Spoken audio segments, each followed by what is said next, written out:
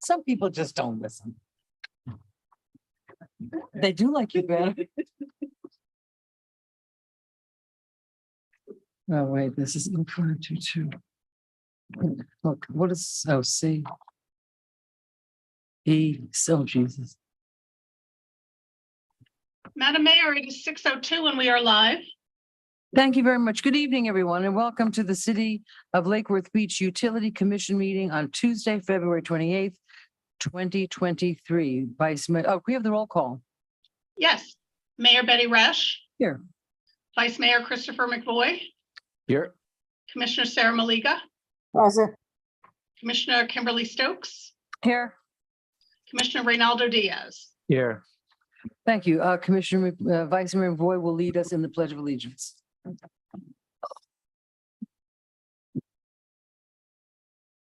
I pledge allegiance to the flag of the United States of America and to the republic for which it stands, one nation, under God, indivisible, with liberty and justice for all. Oh. Madam Clerk, do we have any agenda additions, deletions, or reordering? Yes, we just have some reordering. So presentation A and B have been swapped. So Mr. Liberty will give his update followed by the community solar presentation. And then we're reordering new business. So new business C will now be new business A. So all the consultants that are here for community solar don't have to wait around. Okay, that's very kind of us. Do I have a motion to approve the agenda as revised? Motion to approve as revised. Do I have a second? Second. All in favor? Aye. Aye. Thank you. Okay, so we're going to have a brief, we're going to start with presentations. Mr. Liberty's utility update? Yes. Okay.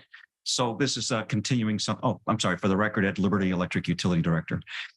So Madam Mayor, what I wanted to do is kind of get into a little bit of a cadence here at meetings to kind of give you all a little bit of a brief update on some significant things that are coming along. It's not new things that be approved. It's just to give you and the public an update. And it should all last less than 5 minutes if I do this properly. So just we will talk tonight a little about FMPA solar, our electric rates, specifically the PCA, and what's happening in natural gas markets, which is encouraging.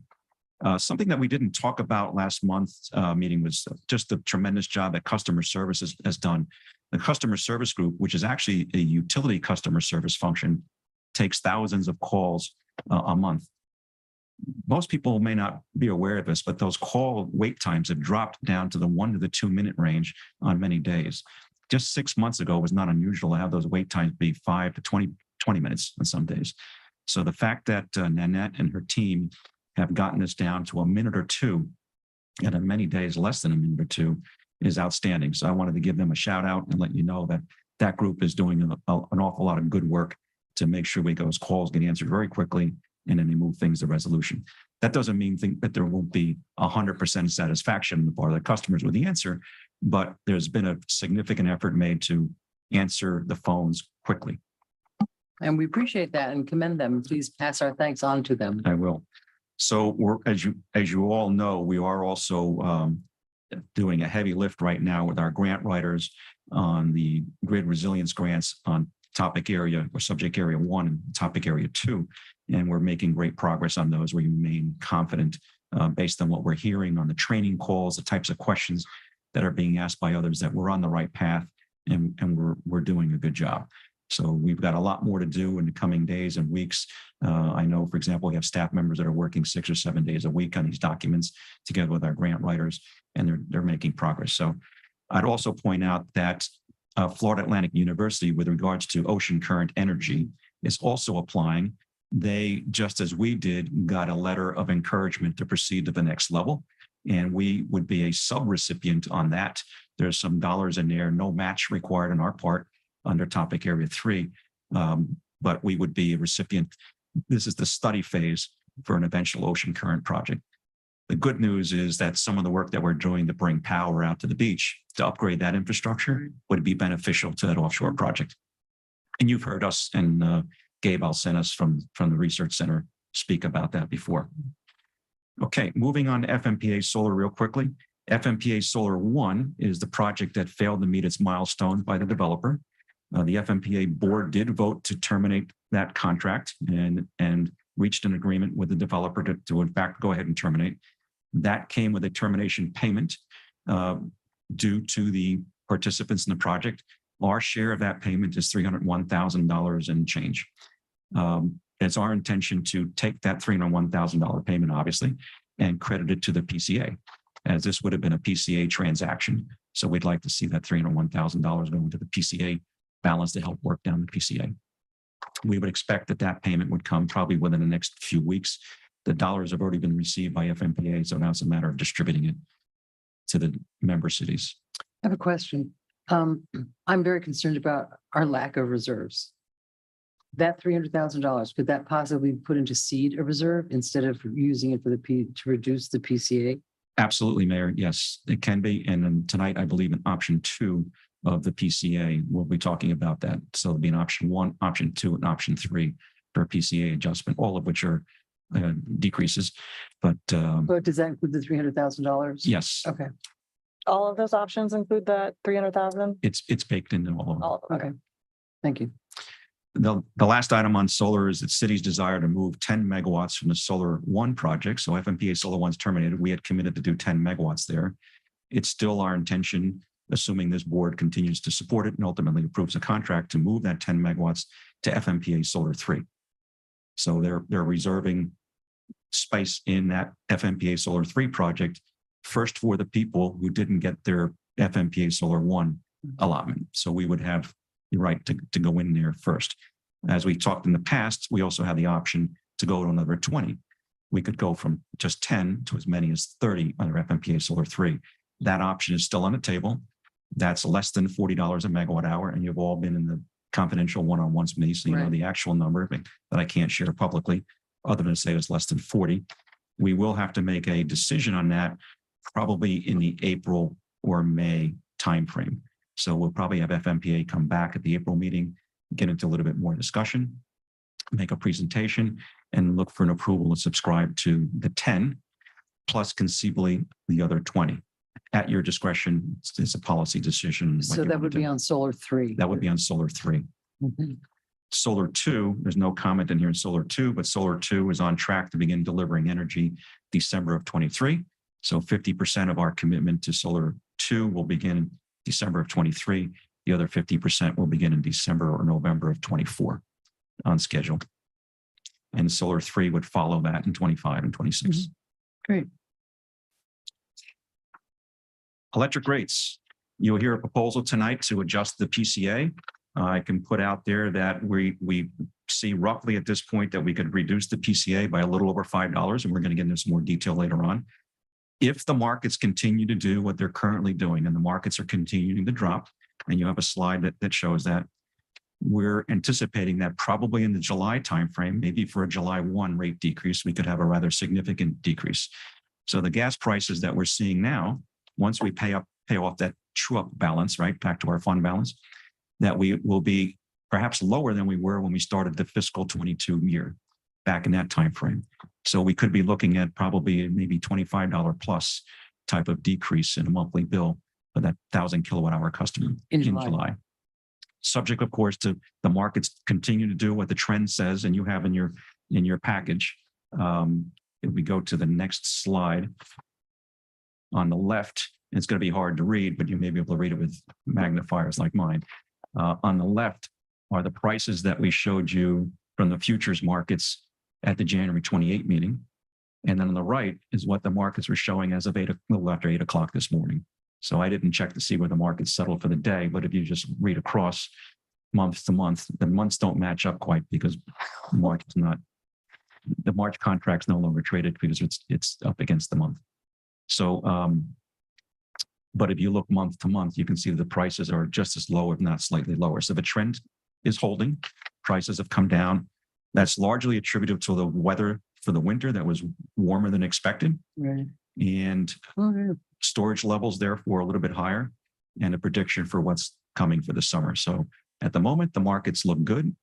We can't bet on what the futures market, so we all cross our fingers and hope for the best. None of this, though, takes away from the fact that we have to continue to go to what I call the physical hedge, which is to build more solar. So the more solar we build, the less important these numbers are to us.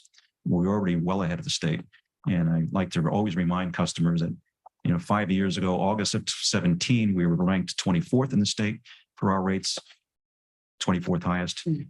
August of 2022, we were the 5th highest. So we improved greatly. As of today, I just saw a report, we're around 11th to 15th because we adjusted our PCA upwards, but we're going to be lowering our PCA shortly, assuming you approve that. And the markets continue to do, we'll come back down. So we're kind of, riding the wave a little bit, but we're certainly on the lower side in terms of rates statewide. We're continuing to be very competitive. And then on the final slide, it gives you a visual. The red line is the gas price that was used in setting our PCA. And the blue line is what actual delivered gas prices did that day. And we pay for our power based on the blue line, not the red line. The red line is what we have to charge our customers in order to get back what we spent on the blue line. So if you look generally in the left-hand side, you see all that area above the red line, between the red line and the blue line. That represents millions of dollars that we spent that we now have to recover from our customers. Prices have come down below the red line, and the space below the red line is the money that we're collecting now to pay back the dollars that we didn't collect before we raised the PCA. So the PCA will always lag the actuals by a few months. Here, it lags it by 3 months or so, but some utilities may lag it by a year. So some utilities are going to be looking at a very substantial increase in rates, most notably our neighbors. But we expect to be bringing you requests to actually reduce our rates. Great. And that covers my comments to That kick off the concludes meeting. your comment. Yes. Okay, thank you. We have, Mr. McVoy. Yep. Thank you for all the updates. Those are helpful, particularly helpful to hear what things are happening with the natural gas. Those of us, I think there's several of us that are math inclined. The area under the curve on your last graph was very helpful. Gives us an idea to compare. Yeah, we've got a big chunk of debt. We're making good headway. We're not quite out of the woods, but we're getting there. Crossing our fingers that the trends continue on the blue line. The one area that I didn't hear mentioned is more internal, our situation with our linemen. And I've been asking for a while for data on where we are with that, but my understanding is that we are about 5 linemen short. I don't know if that understanding is 100% correct because I have not, as I mentioned, received data on it, but that's my understanding and I'm concerned about that. If anybody who has an update would be good. I'm very concerned about being short on linemen. That obviously relates to our ability to reliability, our ability to repair things in a hurry. And it also relates to the importance of our apprenticeship program and how fast we're, whether we were planning ahead to make up for that.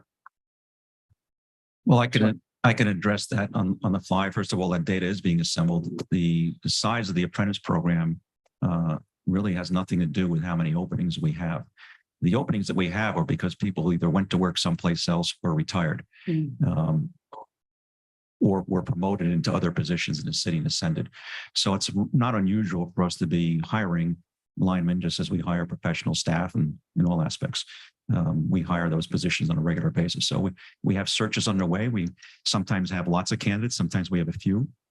What we find is it's very difficult to compete with the surrounding contractors and other utilities. Surrounding contractors, for example, are offering some pretty attractive packages because there's so much work in the marketplace that they're luring our employees away. Over the past 4 years, certainly the last 5 years, we did 2-step increases above and beyond the negotiated wage rate to greatly improve the salary for our linemen. So we made great strides there, but we are working to fill those positions. I can also say that we're currently not in a position where we have outages that can't be worked because we don't have enough linemen. We have enough linemen to work all the outages that we have. We obviously want to fill those positions. I don't want to cut those positions at all. I'll also point out that well, an apprenticeship is a valuable thing. An apprentice can't do the work of a lineman or a line person until they've completed the apprenticeship. And we've been fortunate that we've had fantastic apprentices, and most of them have stayed with the city long term. So the program has been good. We have some concerns over the cost of operating the program, but it has yielded very, very good employees that by and large do stay with the city, and we greatly appreciate it. Do they have to make a commitment to stay with the city if we do their? Yes, they do. They have, I believe it's a minimum of 2 years. It's there's a few that have left, some left during the program because they chose to go do something else or couldn't graduate. That happens on occasion. That's not unusual. And there's others that completed the program, stayed for the required period of time, and then went to work elsewhere. This is a very lucrative, profession for those folks that are out home listening that are interested in working in these jobs. They're tough jobs. They're not easy jobs, but it's a very good, healthy, good profession. It pays well, good benefits, and Lake Worth Beach is a great place to work. So Union, all union. it's a union. They're all union eligible positions, and we greatly appreciate the IBEW has been excellent in their support of our city. Ms. Davis. Madam Mayor, recently a question was posed to me, and this is hot off the presses today and getting some status or where we are with linemen. So, because I'm working with the position counts, and so I noticed that we have line foremen. We have 4 funded and filled positions. So there are 4 line foremen. And then also there are 12 funded positions for linemen. 9 are currently filled, 3 are vacant. So my understanding is that we are actively working with that HR, and there are 4 potential candidates that are being considered for those 3 positions. So that's the status of the count for the linemen, as well as the line foreman. Thank you. And am I accurate that at this point, our apprenticeship program, I don't know if it's running or not, but it's 1 apprentice only, is that? That's right. And that position has been posted. So we don't have anybody in. Not yet. Thank you. I guess They're I working on the candidates. So it should be filled soon. would just like to go on record that I believe the apprenticeship program, it's a corporate program, if I remember correctly. It's something where you want to keep it going, and you want to keep it going large enough that you're feeding people in to have them available when people leave. So I'm concerned that we a while back made a decision to cut it back. I don't know that was a good, and that's where I am on that. Okay. Thank you. Anything else, Mr. Any other questions from anybody? Ms. Malega out there in the frozen west, do you have any questions? I am here, Madam Mayor, and no, I don't have any questions as of yet.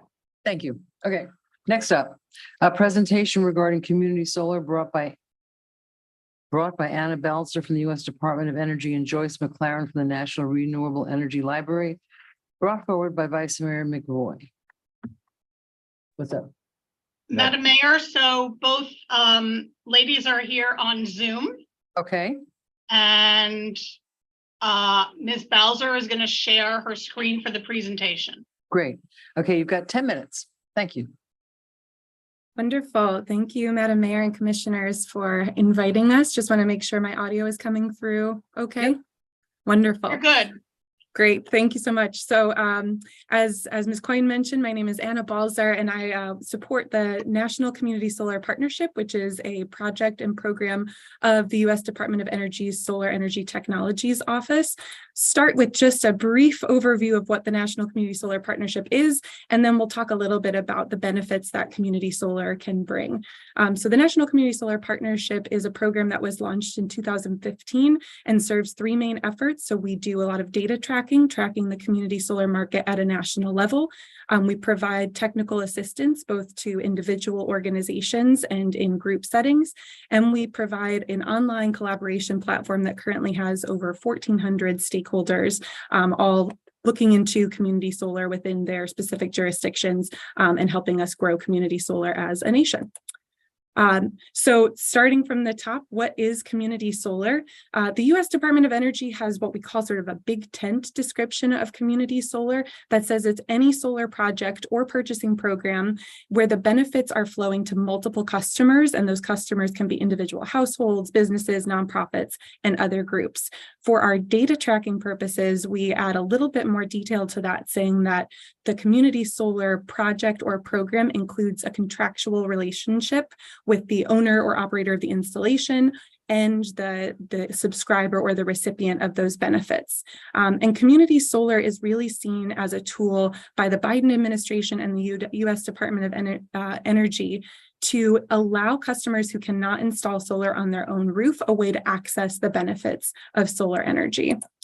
So taking a little bit of a deeper dive into that, we've done some research that shows that about half of all U.S. households and businesses are unable to install rooftop solar on their home or business. And when we're talking about that, we mean they can't install it because they either don't own their roof, so they're renting their property, or because the roof is not suitable for solar in that it is not structurally sound or it doesn't have the right amount of sunlight to justify installing a system.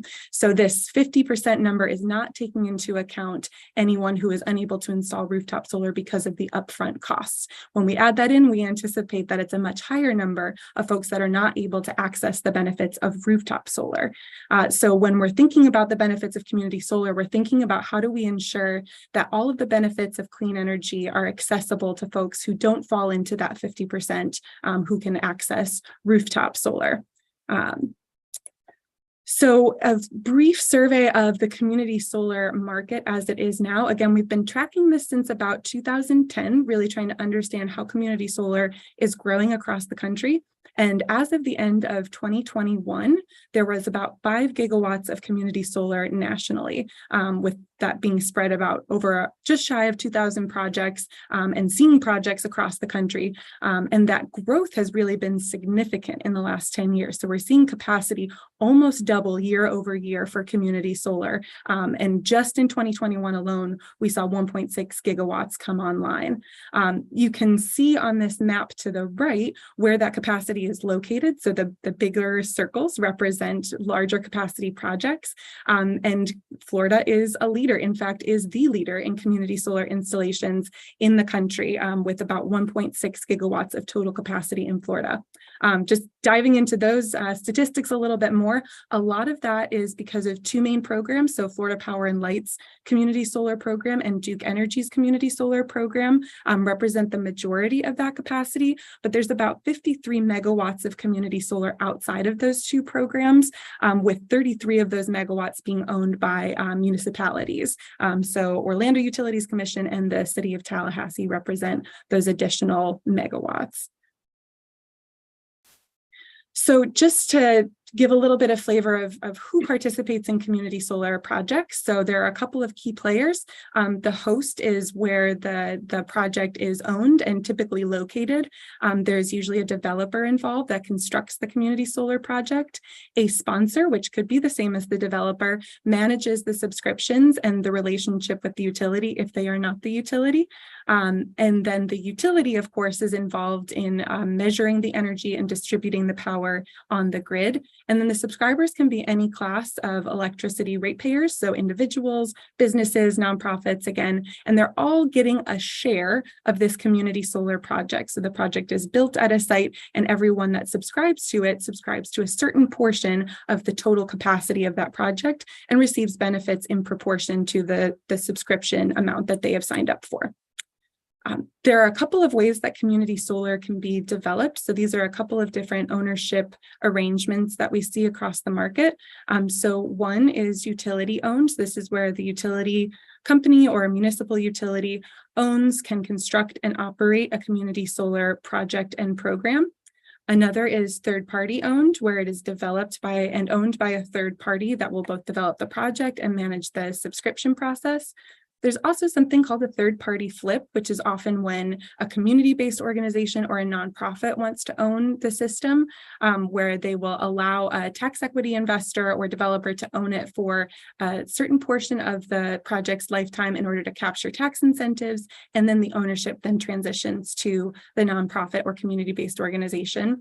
And then there are models that are community owned. So the community organizes itself, develops a project, owns and manages it, and delivers those benefits to their subscribers. So when we're thinking about the benefits of community solar, these are just across the spectrum of those actors that are involved, how different benefits get allocated. So the project host or the sponsor, the organization or entity that develops and owns the community solar, can receive the financial benefits from renewable energy incentive programs, tax incentive programs, and then of course the financial benefits of managing the subscription program and collecting subscriptions. The utility, if they are not the owner, often benefits from the ability to provide renewable power and add more reliability to the grid. Subscribers, again, regardless of their ability to put rooftop solar on or own their own roof or what type of property they live in or rent, they're able to access the benefits of that solar energy. And then everyone benefits from a more diverse energy supply, a more diverse energy workforce, and then the other benefits of adding more clean energy to the grid. And then there's just a note at the bottom of this, when we're looking across the whole market, we see that subscribers of community solar projects often receive somewhere between 5 to 15% savings on their electricity bill because of their subscription. But the National Community Solar Partnership has set a goal to increase that savings amount to at least 20%. And I will talk about that given that I have time at the end of this. So again, the goal that we've set is really about making community solar accessible to every U.S. household and ensuring that it's affordable and that it provides additional meaningful benefits to those subscribers. These are really important priorities for the Department of Energy as we go through a clean energy transition to ensure that the benefits are really delivered to all households, again, regardless of their ability to install rooftop solar. When we're thinking about those meaningful benefits, these are some of the categories of benefits that the National Community Solar Partnership is prioritizing. So that first one, ensuring that subscribers to community solar projects see real meaningful savings on their utility costs, that these projects are accessible to all household types, especially low and moderate income households. The community solar projects are contributing to a more reliable and resilient grid, that there are opportunities for community members to own projects or have other avenues for building wealth through community solar, and that community solar is really contributing to a more equitable and diverse workforce and entrepreneurship opportunities. So the National Community Solar Partnership, just to provide a little bit more context on how we support community solar, has set a target to enable community solar to power the equivalent of 5 million households by the year 2025 and provide $1 billion in savings for those subscribers. So this is about a 700% increase in community solar capacity by 2025, getting us all the way up to 20 gigawatts from the 5 gigawatts we're in now.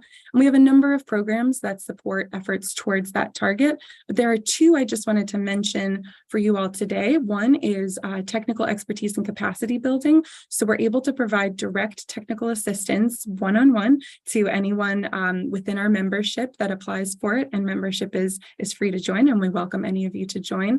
And we provide it typically in these areas, but I also wanted to note that we have provided it specifically for municipal utilities. In the past, we actually ran a municipal utility collaborative that wrapped up last year and created both a workbook and a continuing education course for municipal utilities that are considering adopting or creating community solar projects or programs. I believe I'm at my 10-minute mark now, so I will stop my comments here, but looking forward to questions from this group.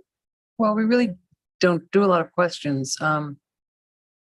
Thank you very much for that, for your input. How much more did you have left? If it's not very much, maybe. Yeah, if there's just got more. Nope, that was it. This is the final slide. Pretty good. Thank you very much. We appreciate your time and information. It's good information. Appreciate it. Thank you.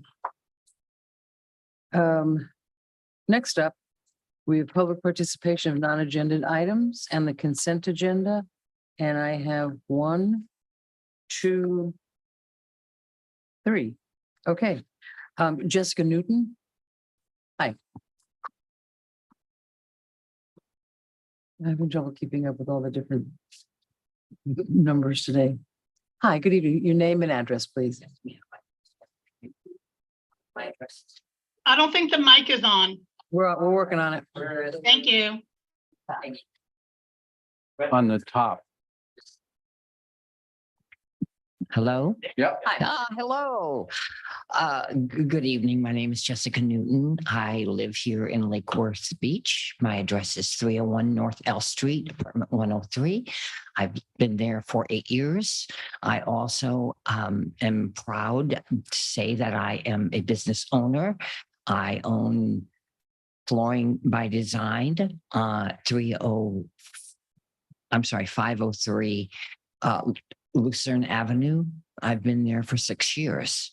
What was the name of that? I didn't catch the whole name. Flooring by Design. Yeah. And a lot of people here know me, and I've been happy to help many people here in our community. I did recently some work for Commissioner Malega and her partner. We did their lovely zoo, put in new floors there and at the new place that they have. So I'm here. I first want to say thank you for all of your hard work and congratulate you on the brilliant weekend that we've had. And I'm so exhausted. I can't even think straight. There was an issue that happened, and I have thought about it long and hard and decided that if you don't know about it, it can't be fixed. And city manager and I had a brief conversation before this evening started. As they were setting up tents and things in front of my store,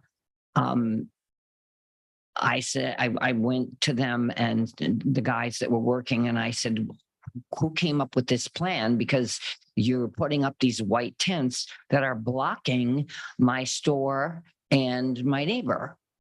And they said, we're just doing what we were told. And they had put down tape in front, whatever.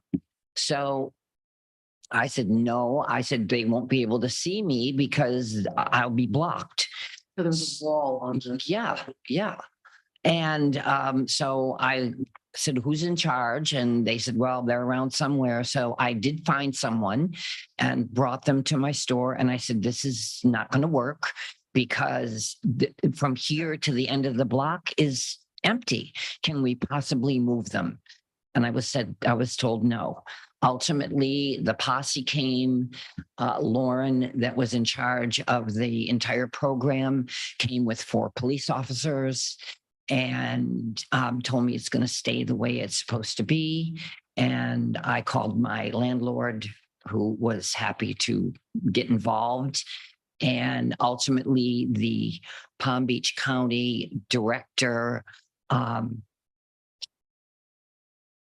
commissioner for, I'm sorry, I'm a little off color right now. The woman that's in charge of fire marshal came and she spoke with me and spoke with them and asked them to please back up a little bit. And she said, I don't see any reason why this cannot be moved. And so she went and spoke to them and they tried to intimidate me. And then, my hero showed up, Doug Peters showed up and said, this has got to be corrected.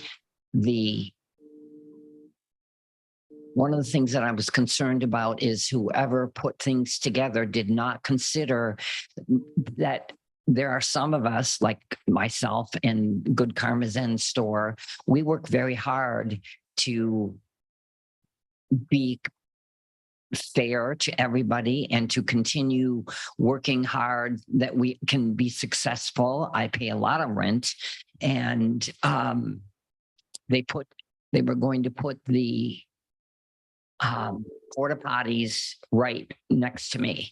And ultimately they moved it and they put it in front of PNC Bank, which I think is inappropriate. And for the past 6 years, it's been in the alley between what is now Marie C. Salon and the library, which is a perfect area for people to have a private area. For the food.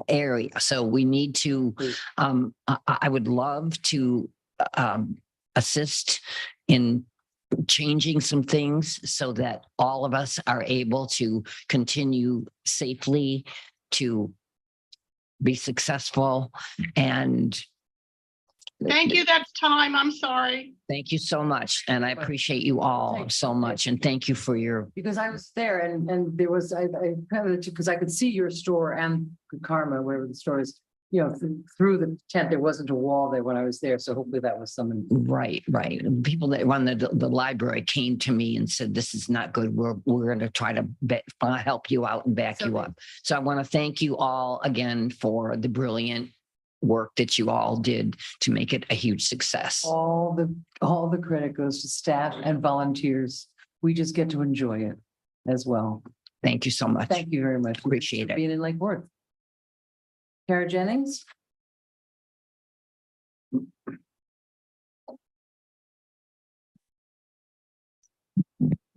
Good evening, Kara Jennings, 822 North C Street.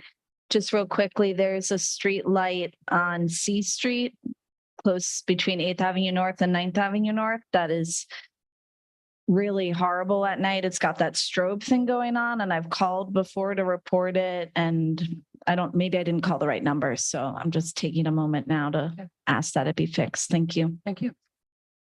We have the head guy here.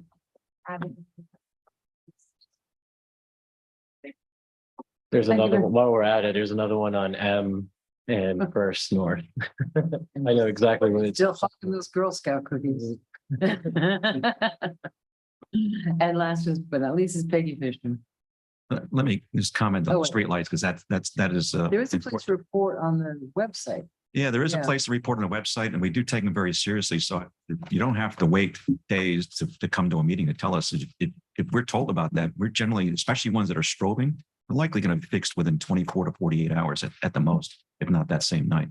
So that's a very quick fix to make. Thank you. Okey doke. Peggy Fisher, Peggy Fisher, 508 yes. North A Street. I just wanted to come up and say thank you to the linemen who came out to the alley behind my house on February 4th at 6 to 7 in the morning to address a broken cross arm that fell due to high winds or failure of the member, fell on a tree, started a fire. And we had the fire department waiting because we had to wait for the linemen. And I stood there and watched these two men work together on different trucks, and they did an outstanding job. We didn't lose power. Nobody lost power. And I just wanted to come and say thank you and say that the linemen we have did a magnificent job. Thank you. Thank you. We love to hear thank you. And we do have hardworking men.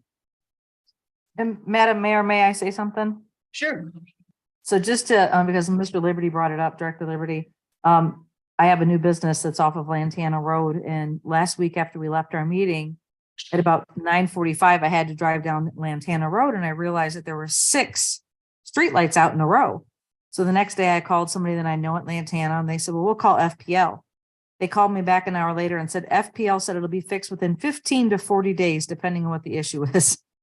Really. So thank you to all of our hardworking team. Love our utilities. You're not specific as, Ms. Carlin, you're not specific as to it's a general thing, but. Well, all right, okay. So I guess I'll take that as the resolution. Okay, 5. That's fine. Thank you. I'm trying to keep track of the agenda items I'm calling. I'm Okay, guessing the clerk doesn't have any, or she I'm would gonna have. ask her. Yeah. I'm gonna get these ordered. Madam Clerk, do you have any non-agenda items to read to us? I do not, Madam Mayor. Thank you. Okay, up next then, we've rearranged, so now the next one is A, which is in-city community solar update. I'm sorry, Madam Mayor, we have to approve the minutes. I apologize. Do I have a motion to approve the January 31st minutes? Motion to approve. Do we have a second? Second. All in favor? Aye. Thank you. Madam. Aye. Okay, in city community solar update. This is an update from Ed Liberty, Matt Jeffers, and our staff. Good evening, Madam Mayor, guests and commissioners. So in 2022, we were requested by this body to conduct an RFP for an in-community solar project. We worked on that document, came before this commission, it was approved, and then we issued the document to the public. Our procurement or purchasing department was obviously involved, and it went out. We also selected or put together a selection committee that would one day and has since evaluated the proposals. There was some interest. There was not huge interest, but there was some interest. In the end, we wound up with 2 respondents. Throughout the process, there was at least 2 or 3 times when the respondents asked for more information. And what we did each time that they asked for more information was we basically paused the process, gathered the information that they wanted, and then provided it to them, and then extended the deadline to reply. Because what we wanted to do was make sure that nobody would be in a situation where they ran out of time. So we wanted to give ample time for people to get their proposals in. And ultimately, there were 2 proposals that came in, and then we convened the selection committee and we began our evaluation. The term community solar, as it's often used around the country, many times implies a business model that is not entirely possible in the state of Florida. We're not deregulated. Although, as the earlier speaker said, there is a fair amount of community solar in the state. Community solar in the state, which kind of tracks the model that we proposed here, is that the utility either builds or buys the power under a power purchase agreement, and then distributes that power to its customers. So we would buy power, as we do today, and then we distribute it to our customers.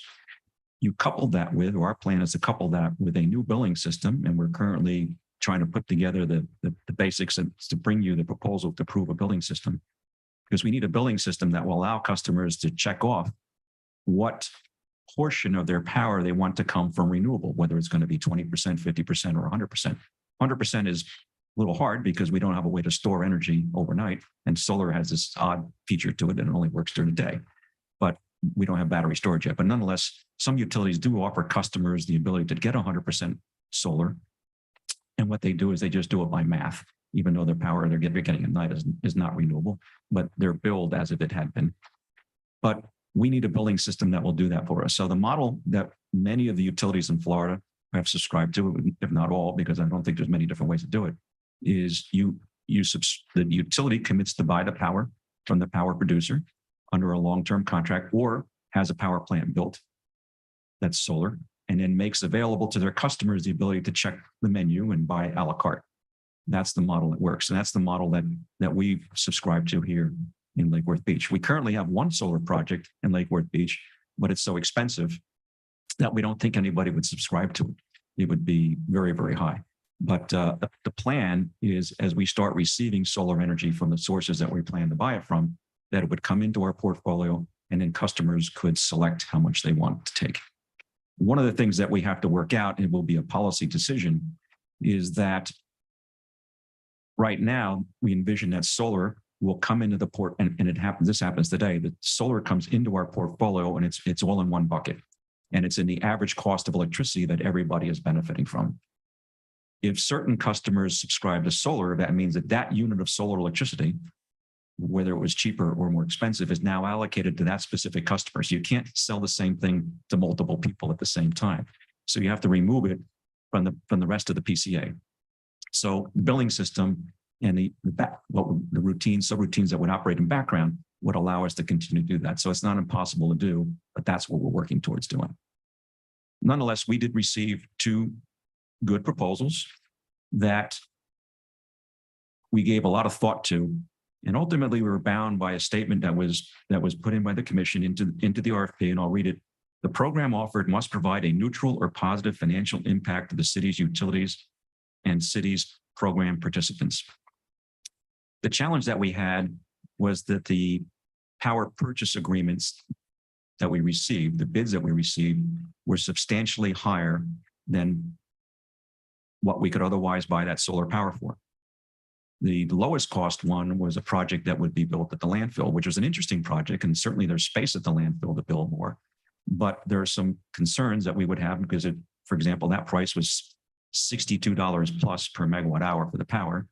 We can buy that same power from FMPA solar, and we're not anti-solar. We want to buy as much solar as we can, as cheaply as we can. We can buy that same power for under $40 a megawatt hour. And I say under 40 because I can't. I just realized that I did not bring my notes with me, so I'm going to dash off to my office and come back and correct them. So just help me. I'll be Okay. right back. So while we know that price is going to be under $40 a megawatt hour, we can't just divulge the actual number. But even if we compare the 40 to the 62 plus, we'd say, gee, that's not a cheaper source of power. And I use a lot of analogies, but if you all sent me out to buy pencils at the lowest gas price possible, and I came back and say, I got you a wonderful deal on pencils, but it's going to cost us more than the other pencils that we could have bought, you would say, well, you may not be very good at buying pencils. But we looked at this very closely. We didn't want to kill the project. We just think it's too expensive, even though it would be located right here. I think part of what's happening in the community is that folks are thinking that because they don't see the solar, maybe they're not getting solar. But the fact is that we do have some solar at the landfill today. It happens to be very expensive because of the way that it was purchased and the size that it's at. When you build projects like FMPA is doing, or even FPL is doing, when you're building multiple projects where you might have hundreds of megawatts of projects under construction at one time, you can get a very, very good price on construction, steel, copper, and of course, solar panels. So it's much more advantageous to build at scale. When we did our resource plan, we all participated in the resource plan, both the advisory board and this body.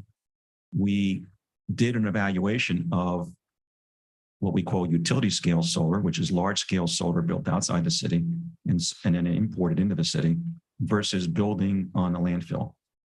Building on the landfill at a $4 million spread, meaning it was $4 million more expensive than importing the solar power over the life of the project. And that is significant, but you as a policy board, of course, have the right to say you're willing to pay that premium or you're not. That's a policy decision.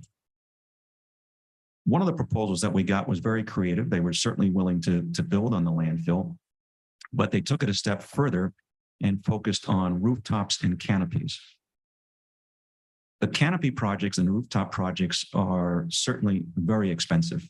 We're talking in the range of 2 to 8 times more expensive than what we could buy solar power for under the FMPA contracts. But what they brought to the table was something that we could not put a dollar value on. And that's, for example, in what we call a canopy structure over playing fields, whether it's over a playground, over a basketball court, over a tennis court. That significantly improves the ability to play. In other words, you get shade. And if you make it a solid roof, you also get weather protection so you can play even when it's raining. I can't put a dollar value on that, but we thought that that was something that as policymakers, you may want to value. So I would suggest, and that's why we suggested that that particular proponent come tonight and present their project ideas. That same proponent, which is here tonight, Advanced Green Technologies, AGT, also brought forward an interesting proposal to put solar at the beach parking lots. I say interesting because their concept was that we, in theory, could raise the parking fee such that it would cover the cost of the project. That's very interesting. I had not thought of that angle, and there's a lot of debate as to whether A, you would be willing to raise the parking rates to in those spots to charge people more, and B, whether customers would actually be willing to pay more to park in the shade. I don't know the answer to that, but it's certainly an interesting concept. So we did not want to take that off the table and reject it as a selection committee. We thought that that would be something that we would bring to this group. During the process, we also engaged city staff that was outside of the selection committee to meet with the proponent to look at each of the places they were proposing to install equipment, to come up with a way to install it as cheaply as possible. And I wanted to make sure, and I gave very specific directions to my staff that the exercise should be one of trying to be creative and how to connect it in the least cost possible. So don't look for ways to kill the project, look for ways to make the project easier to install. So let's not put impediments to getting. So we gave a lot of thought to how we would interconnect them. That, of course, will have to be fleshed out in more detail when and if we get to a design phase with that developer to see if it makes sense. They would have to do a little bit more sharpening of the pencil and get more specific in their designs, and then finally hone the pricing down. So the canopy structures to me make some sense if you buy into the premise that there's a soft value associated with increasing the use of the playing surface or being able to charge more for parking in shade. It's certainly very visible. So it does send a message to the community that we're pro solar. I would not do that instead of doing FMPA, FMP large scale project, because that's probably 1 to 2 or 3 megawatts maybe. I think we should continue to proceed with our plans to do upwards of 30 to 40 plus megawatts with FMPA. But again, that's a policy decision. So what it comes down to is the premium that you're willing to pay and what value you put on increasing the playability of these surfaces. And there's probably other things that I haven't mentioned. But we do have AGT here tonight, and they do have slides prepared. I would like to give them the opportunity to present their options and their concepts to you. You're not making a buying decision tonight. What we're asking for tonight is if you're interested, we would go into more detailed discussions with them, and then at some point in the future, come back to you with a formal proposal and a more formal contract. But we'd have to get through this stage gate, if you will, to determine whether we need to go to that next step. Okay, I have a question. We have a fiduciary, Madam Attorney, we have a fiduciary duty to the city, correct? It's on. Nope. Nope. Now it's on. Nope. Hello. Hey, there you go. There we go. Yeah, as being the board for any town or city, you do have an obligation to make sure that your decisions you make are financially sound. Okay. Again, but it goes back to your policy decision. So as Mr. Liberty said, if the policy is to see more solar visibly within the city, then your policy decision may be that we want to see more solar, and it might be more expensive than doing a project through FMPA, but that's our policy decision. So they kind of go hand in hand, but it's, you've got to look at your fiduciary responsibility in terms of financial and the policy towards perhaps like renewables. Okay, so I appreciate that. Thank you. So here's my thought. For optics, to make us look like we have more solar panels around the city, we're willing to lose $4 million. Is that essentially what it boils down to? That was the result of the integrated resource plan, or the IRP, that we conducted, that the difference in fiscal impact to the city over the life of the project would be about $4 million. Negative. Cost us It money. would cost us $4 million over the life of the project.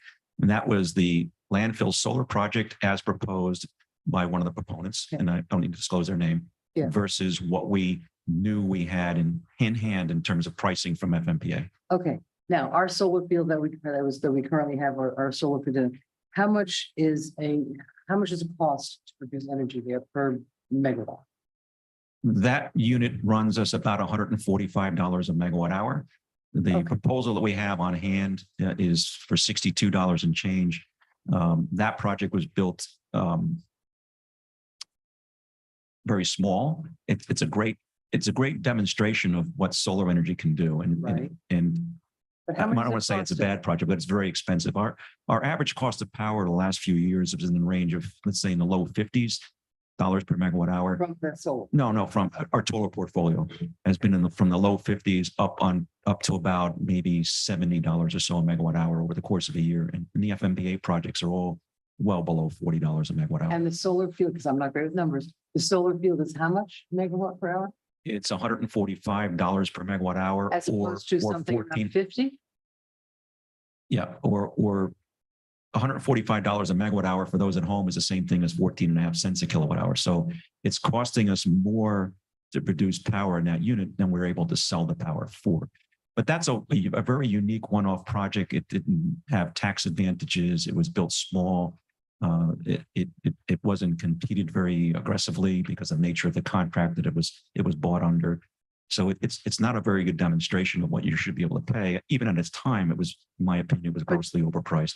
Didn't you just say that one of the proposals came in at 60 $62 and change was as the, opposed was- to 145? right, right. So that we thought was certainly much better than the 145 that we had paid to build there before. Okay. But it was not as good as the, less than 40 number that we could get from FMPA. And we are heavily invested, and do we have the opportunity to get more solar from Solar 3?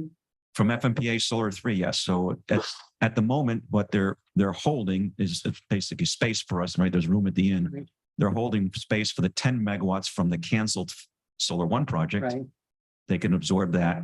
And we've given them a non-binding expression of interest for an incremental 20, which comes in at 40 or under. 40 or under. And we So could it's- probably go beyond that if we wanted to, but we're holding at 20. And this is all subject to your contractual approvals.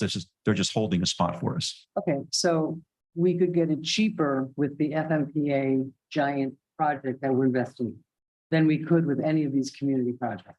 Correct. And let me clarify, we're actually not investing in those projects. We Oh, are okay, we're just, buying, right. we are just agreeing to pay for the power at a certain price over the life of the project. So we're not laying money. We don't put any money out, none at all. Okay. Zero. Okay, Commissioner Stokes, you're. I'm sorry, Madam Mayor, Commissioner Yeah. Maliga has had her hand raised for Oh, quite a I'm while. sorry. Wait, did you want to say something else, Ms. Liberty? Yeah, I just wanted to point out that, because I know a lot of people are not sure what the life of the project is. So these projects are typically contracted under what we call a power purchase agreement. You may hear us use the term PPA. That's a power purchase agreement. And those are typically 20-year contracts. On occasion, where a developer is trying to get a lower number in front of you, they'll show you a 25-year price or a 30-year price. But the plant is decreasing in output continually. The industry standard is typically 20 years with the option to renegotiate if you want as you get to the end of the term or close to the end of the term. And they would do the operations and the maintenance. That's right. And under power purchase agreements, we have zero responsibility to operate, maintain the units. And the developer also has contractual obligations for production that are typically backed by financial penalties if they don't meet their production targets. But we'd be paying about $20 a megawatt more. Well, for the landfill project, it'd be well over $20 a megawatt more than what we could buy from FMPA. It'd be 22 or 23. Now, I can't disclose the actual FMPA number, and I can say it's less than 40. I'm bound by As opposed to confidentiality. 60 or 145. Correct. Okay. Are you done? Yes. Okay, Commissioner Stokes. I had two questions / observations. I want to get them both out before you answer. One is if any of these proposals took advantage of the money we would be eligible to receive as an electric utility now because of the Inflation Reduction Act and how that may drive some of those costs down. But the other one is that looking at the presentation, I think there's like 4 types of programs that are available for community solar. And it sounds to me like we've only looked into like the one where the utility owns and operates and finds the subscribers and does everything. It sounds to me like that's it, where I don't remember getting an actual third party option on the table where what would they call? She went so fast. Sponsor. I was trying to all right, what are all the words? Where the sponsor, like a third party, actually manages the subscription and can go and find the people who want to sign up for it. And if through the Inflation Reduction Act or other things, if it could drive the cost down to maybe, closer to $50 a megawatt hour, the sponsor will go out before they invest money and build the thing and make sure they have customers that would want to pay that premium to insulate themselves from natural gas prices, to invest in solar. So I just don't see the options where we have that sponsor who's going out and doing all the work of managing the subscription and working with the developers. And then I also don't see the potential benefits from the Inflation Reduction Act. Okay, I'll tackle those. Okay. First And is Sarah, you're next after that. I'm sorry, I forgot Sarah. the first question was whether the benefits under the Inflation Reduction Act were in fact represented in their proposals, and the answer is yes. But let's go through what those benefits are. So the Inflation Reduction Act for renewable energy, particularly solar, included a 30% investment tax credit and I believe accelerated depreciation, which they've had for quite a while. So the proponents all took into account the fact that they would be getting the investment tax credit as the owners of the project and then bid their power purchase price that they would sell to us. So they're going to sell us units of electricity at a specific price, which recognizes the fact that they've gotten the investment tax credit when they built the project. So yes, they took that into account. The other way to get the tax benefits of the Inflation Reduction Act is through what's called a tax. I may have the wrong term, but let's call it a tax rebate, which is intended for non-taxable entities such as municipalities, where if you decided to buy the plant, say I'm going to build it and own it, you could get the equivalent of the 30% tax credit in the form of a rebate to the city, a check. The problem with that is that you have to come up with the balance of the money. So for example, the landfill project, off the top of my head, let's just say for argument's sake, it's roughly $19 million or so. But there's interconnection costs that we would sustain. So let's say for argument's sake, it's $19 million or plus. So we'd get 1/3 of that back in a check. Where does the balance come from? We'd have to go sell bonds to borrow money to go pay for the balance. So we as a city, and we've talked about this as a strategy, just like folks at home, and I like speaking to the folks at home, but I know they're listening, and the folks behind me in the audience, the ability to borrow money is not unlimited, right? When we go get a mortgage, there's a certain amount that the bank will loan us. And we've thought that the best use of our borrowing capacity is to rebuild our distribution and transmission infrastructure to improve reliability, not in trying to build power plants, which are a commodity. You can buy them on a cost per kilowatt hour, and us trying to build, own, and operate a power plant of this type is not core business to us. We don't have the economies of scale. We don't have the skill sets. And if there's a problem with the plant, we've lost production and we have nobody to blame but ourselves. I point to our own project at the landfill where we've had significant problems with it over its life. It's not always met its production guarantees, and it's had significant inverter failures, probably in the order of magnitude of, and I'll look to my lifeline, to my assistant director, I'd say about 24 inverter failures. Over 48 or 46 inverter failures in 5-year life of the project. Fortunately, those have been covered by Siemens, who built the project, and we're in a contractual dispute with them over that. But it's been problematic. So when you take on ownership, you take on a whole host of problems. But getting back to your original question, were the tax benefits exploited? Yes, they were in their proposals. Your second question had to do with I'll call it the business model that's employed. And while I'm not an expert in all of the business models, I have worked in all of them. And I can tell you that as the speaker described, the term community solar is a very broad umbrella definition. It means different things to different people in different states. So what was not explained was which one of those particular models is legal in the state of Florida. So in the electric industry, there are states that are what we call regulated and other states that are called deregulated or open. Florida is not a deregulated market. In the state of Florida, you can only buy electricity from a regulated utility, whether it's a municipal utility, a co-op, or an investor-owned utility. In other states, that's not the case. So some of those business models work very well in other states, might not work well in the state of Florida. But regardless of that, we put an RFP out and we got proposals. And the proposals that we got leaned more heavily towards power purchase agreement structures. Now, in some of these models, what they don't always tell you is that if a customer signs up, for example, if the project were here and the customer signed up for electricity from the project and then moved or decided they no longer wanted it, who's going to make the payment on behalf of that customer to the project entity? It's a commitment that they have to. Somebody has to make that payment. Our concern was that the project developer would view the city as the person responsible to make that payment.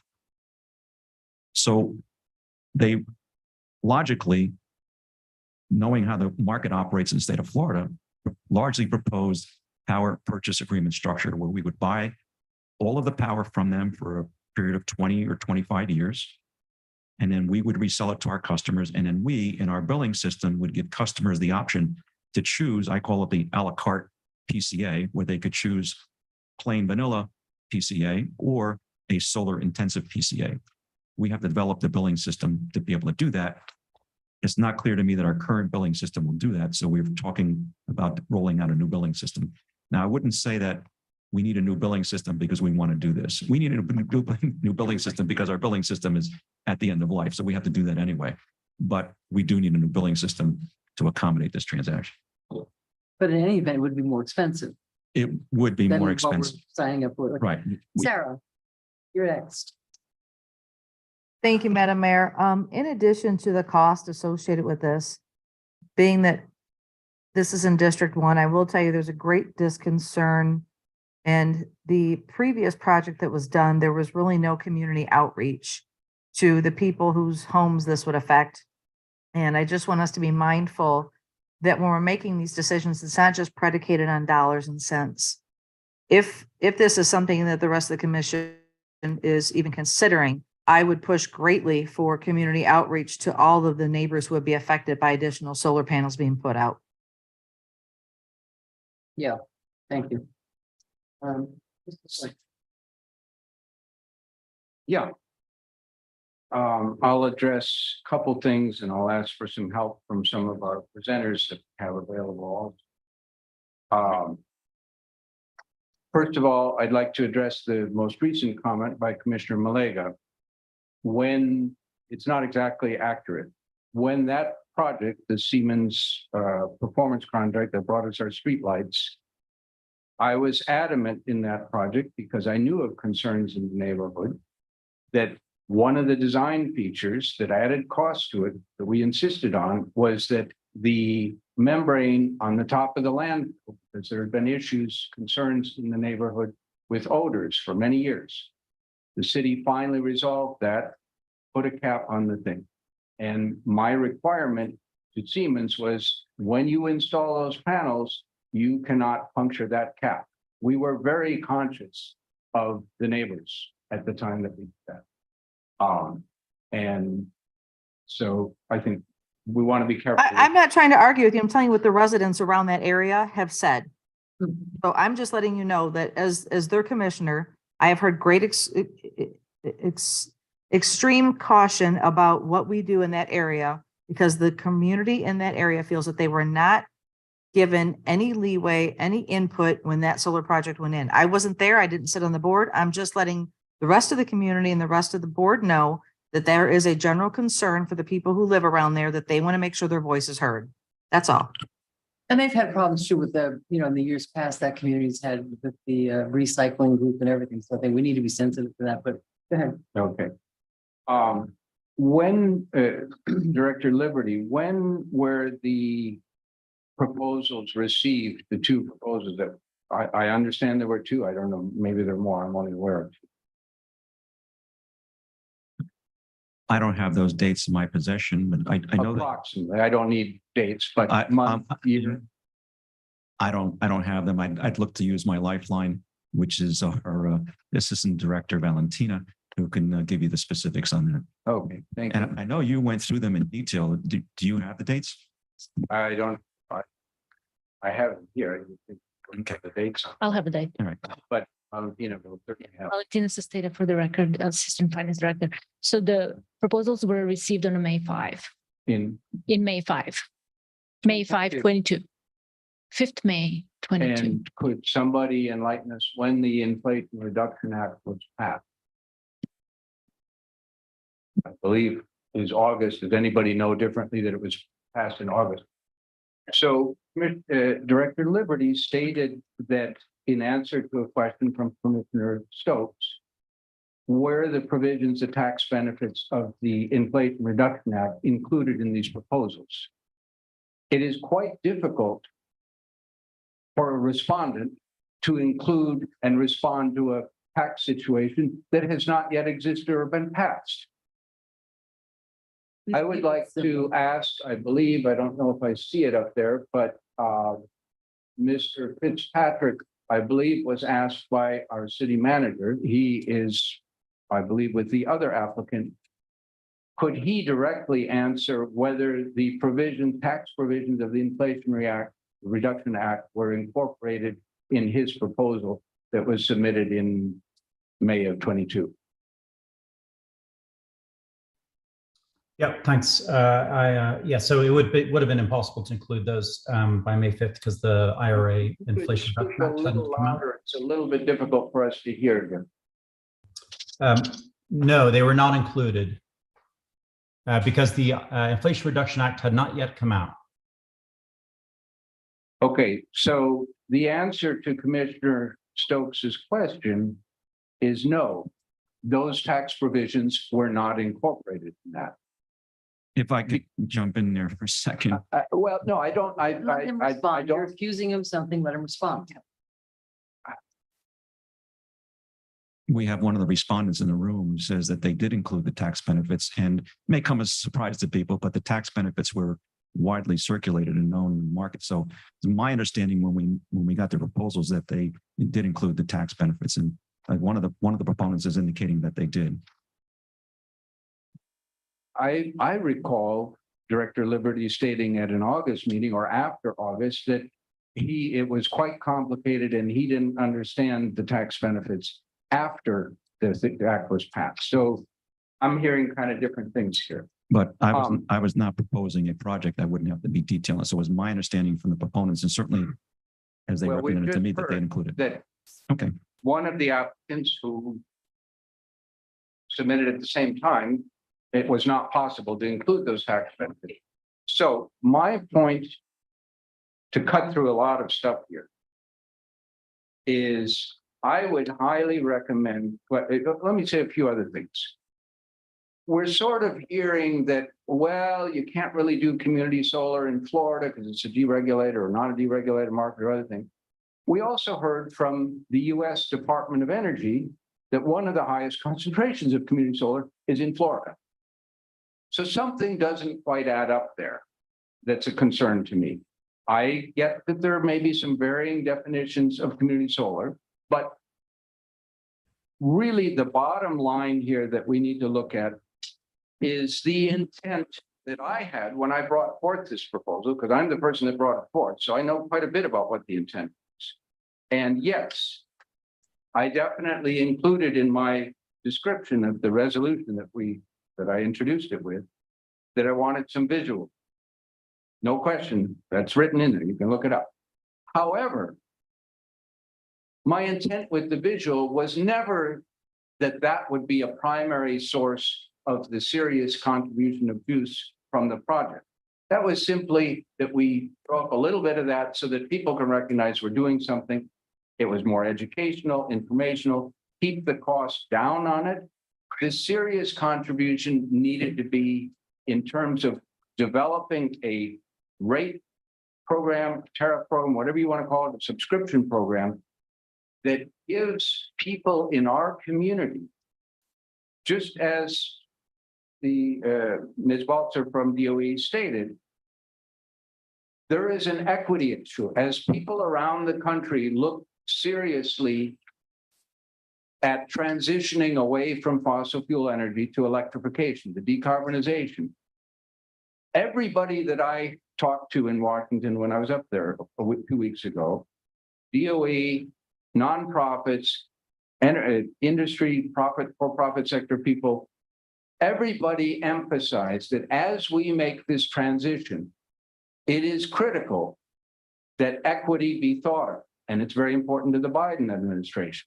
Everybody knows people who are willing and able to spend $20,000, $30,000 and put solar panels on their roof. We have a number of them in our city who have done that. That is clearly not available to everybody. US DOE's numbers showed that even if you just look for physical reasons, forget financial reasons, about 50% of the roofs are not able to do that for one or another reason. If you include the financial ones in our community, that would go much higher. Obviously, many people in our community, roughly half of them rent. A number of them do not have the kind of capital that they could put solar panels on their roof. We've also all talked about how moving to renewable energy insulates us more and more against variability of fossil fuel prices. There are multiple ways to do that. And one of the approaches in the industry is called an all of the above approach. All of the above says, hey, we have some base load from a nuke plant that just keeps cranking and we are in a long-term contract with it. So that covers some of our base load.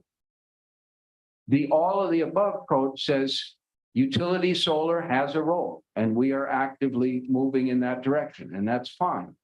However, subscription-based approaches, which is kind of the center of community solar, says, you know what, for those people who can't do the capital or don't want to do the capital or don't have the roofs or their landlords don't want it on the roofs or whatever the reasons, but they want to participate in solar, they can invest in it.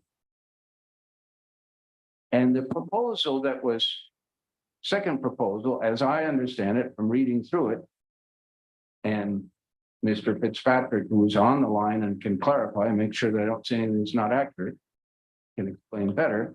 But the proposal there was to give an option to our community to invest in solar. The issue of the price, obviously, the lower the price, the better. And again, Mr. Fitzpatrick can correct me, but I think the intent of their company tends to be, we don't want to offer a premium product. We want to offer a product that has accessibility to low and middle income. But it's still an investment program. That's a method of doing it. That LMI target or goal is also part of the US DOE national policy on supporting these things. So I think what we need to do, we have an interesting proposal to have some shade at the beach. It's not cost effective for generating solar. It generates a noticeable amount. I believe it was about 1 megawatt on that order. The only way to make it reasonable, because the structures to put up those shade structures are very expensive. So your PV panels isn't your big part of the cost. The construction is the cost and the materials. Does that make sense? I think we should look at that. I think that should be, we kick tires. I think it's a fine idea. I don't think we should do a $20 million project to put shade at all sorts of different places around the city that generates a few hundred kilowatt hours, an uninteresting amount out of our 100 megawatt need in our community. I think what we need to do is come back and remember that the Inflation Reduction Act and the Infrastructure something or other act, the one that was a little before it, both of those are widely recognized in the renewables industry as they intentionally totally changed the landscape. So the pricing of what a respondent to an RFP for us would come back with is going to be very different post-IRA, post-Infrastructure Act than it is pre. The proposal that we received was pre. They didn't know what the tax structure was, and it would be unwise to make a proposal based on something that is not yet passed. So my suggestion to my fellow colleagues would be go ahead and find a way to look at the one part of the proposal that I think might have some legs, put a shade structure at the beach, figure out whether the cost of that makes sense, whether we're okay with the idea of increased parking rates for some percentage, check with the county to make sure that we have the authority to do that, because the county was in on that parking lot and there's some restrictions with that. Reissue the RFP and let people resubmit in light of the very majorly changed environment due to the IRA and that would be my suggestion. And I will be happy to make a motion. Thank you, Walsh. We have more comments. Commissioner Diaz. A lot to go over on that. And yeah, when it comes to finances and bottom line, I think there's something that wasn't quite factored in that needs to be discussed. And I totally hear Commissioner Malega's thoughts on incorporating the community, because I think we have a really tremendous opportunity here. And there's something that, there's often financial impacts that are difficult to measure. And one of them is the benefit to the community that's surrounding there. And, when the Inflation Reduction Act passed, which was August 16th, and then a couple of weeks later, the first time we talked about it, looking at my notes, it was August 30th. where I very distinctly remember that conversation. We just got wind of this act and we're going through and we're learning the details.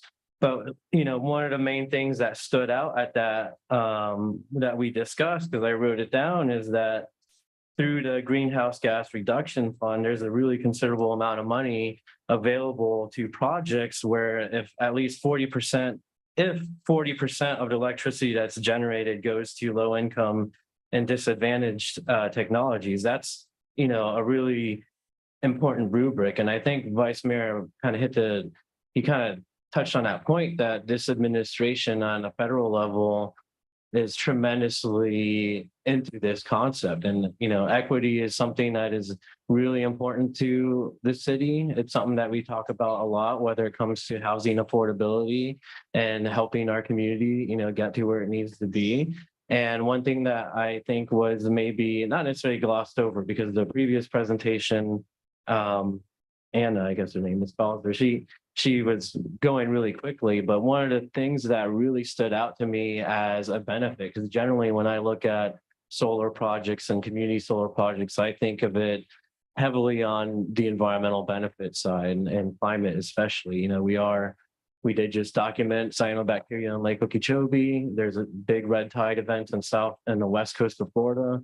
It's only February, means it's hot. It's not not going to be a good year in that regard. And then moving from polluting energy is really a big focus environmentally of why we do this. But something that really stood out from her presentation was, and it's something that even I very seldomly think about, is the wealth building capacity of it. And I think what you brought up, Mr. Liberty, in terms of the potential of like shade structures, and I really like kind of the park concept. And I think of this as like, when you go out to, Wellington, for example, they have these massive steel buildings, I guess you could call them. It's hardly a building. It's more of a pavilion because there's no walls, but they're giant. These things are hundreds of feet long, and they're usually over like a horse ring so that the horses can practice outside of the heat, that sort of thing. And I think there's a level of like creativity that we could work in terms of what does the community want for that area. I mean, I know, because I've talked to them as well, like there's, a need for more programs, more things, more activities that are available for the children and the people in that community. I always dream of a skate park or whatnot. Being in the shade of something like that would be beneficial. If that shade was generating electricity, even better. And it's that sort of innovative thing that is going to bring a financial impact that isn't typically measured in our staff reports or financial impacts, because it's a difficult thing to measure is the benefit of that, what that is going to do to the neighbors around it. I had a pretty good privilege of a number of years ago to take a tour of Babcock Ranch and their project, and it's a really good development. It's they built a really substantial solar generating field in Florida to power their entire little development. Great development, maybe not the best location in my regard as an environmentalist, but really tremendous projects. And without a doubt, that kind of innovation, that kind of thought is what brings the value, the dollar value to the housing and the community around it. And I think, our RFP, partly not only because the Inflation Reduction Act came afterwards, but it didn't quite look at that value, that community value of something like that would bring. So I don't necessarily look at it as it's expensive, we're going to take a hit for optics. I think it's so much more than that. I look at it as, we're willing to invest in things that are innovative and things that are going to take us a step forward and lead the way in Florida to do things that not just address environmental issues, but also help our community, rise in value. Thank you. I'm sure that people would love to have their parking rates increased at the beach. I'm sure that would be a very popular idea. I cannot, we are so focused on, so here's my 2 cents. We have a utility that is heavily investing in solar. And I feel like the distinctions that are being made, community solar, and I think Mr. Liberty has raised some interesting questions about what happens when the person walks away, who gets left with that, holding that bag, among other things. But we are focused very heavily on solar. So I just feel like we've got this under control. We're working on solar. We're going to talk in a while about a resolution to use it by, 50%, whatever. So I have to say that I disagree. I have to say that I cannot, I would be hard pressed unless something really convinces me to vote for something that is going to raise, that will make us buy electricity or that is more expensive than the solar electricity that we can buy from FPM. That's all. So we have some public comment. Madam Clerk, do you have any public comment? Madam Mayor, Oh, sure. I just wanted to add a couple of points that, because we did ask one of the developers, respondents to make a statement in regard to their, whether they included tax benefits in their proposal or not. Yeah. I'd like the other entity to Sure, have this that's opportunity to easier. answer the same question. Right. So we can just, I know he has a presentation, which I'm thinking he'd like to get to, but if he can We're answer getting that so question, close on time. that would be helpful. So Okay, 3 minutes? Presentation, no presentation. I just wanted to address the Sure. Inflation Reduction Act. Right. introduce yourself too. Yeah, Madam Mayor, Matt Jeffries with Advanced Green Technologies, one of the respondents to the in-community solar program. Very familiar with the Inflation Reduction Act and the positive economic benefits that it's had for both taxable and non-taxable entities across the country. Two things to consider. So pre-Inflation Reduction Act, pre-August, right? The investment tax credit was pegged at 26% and scheduled to decrease to 22% in this year, right? So what the Inflation Reduction Act did was bumped it up to 30%. So that 26 to 30% gap, nobody could have accounted for that because, as you said, it was submitted before. On the other hand, one of the changes was now non-taxable entities like the city of Lake Worth would qualify for a direct payment. And that was brought up, hey, what would happen if we took this direct payment and was this taken into account into the price? The problem is if you take the direct payment directly, you abandon depreciation benefits that are also available. So when you, as a owner of the project itself, we would get an additional, say, 20 to 25% in depreciation that would go on top of that 26% federal tax credit. So in our price, the proposal that we put together for you, we were carrying about a 50% tax benefit that as the owner of the system, we would monetize and carry that forward into your PPA price. Does that make sense? Okay. Okay. If I might, Madam Mayor, Sure. and I understand that you have a concern about time. It is a big issue. It's one that I've been working on for a long time, and that I think all of us, if we've been looking at our emails, have received a lot of support for. And We've got a few. so I think it's something that the community is interested in. If I might, I would like to ask, and sorry, the city manager who made the contact with Mr. Fitzpatrick, perhaps give him 3 minutes to explain a few issues of where, how he would see this if there was a resubmission after, or whatever he wants to add in terms of information. Yeah. Madam Clerk, how are we? That sounds good. I'll be very quick. But please wait 1 minute. Madam Clerk, how are we for time? 8 minutes, 43 seconds. Left? Okay, real quick, Mr. Fitzpatrick, please. Yeah, thank you very much. So I just want to clarify the difference. So we did include some investment tax credit benefits in our bid. However, come August, when the IRA passed, that really boosted up the amount of tax credits that we were going to receive. So we could have not seen that coming. So if we had an opportunity to resubmit our bid, that would drop that drastically. And there's no company that could have included the amount of benefits that the IRA brought through on August 16th. So the margins for your current bids right now are going to be a lot greater for any developer that is successful in the bid. So I think you'd be doing the city a serious disservice by not giving yourselves the opportunity to get that rebid and garnishing those savings that are going to come from a new price for these projects. The fact that you're in a low-income community is an extra 10% on the ITC on top of the 30%. The fact that we can now use domestic content for our steel on our panels is an additional 10%.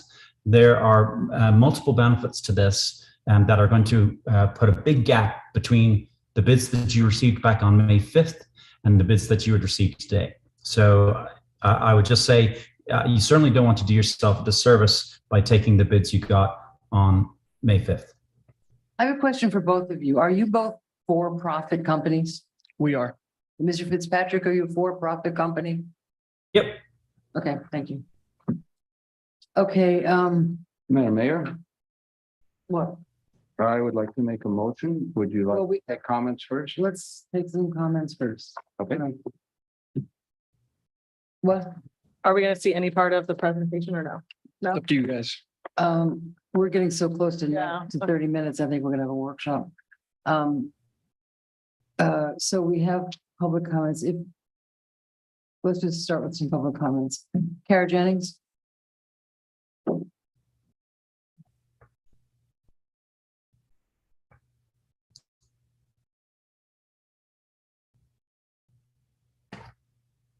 You have 2 minutes.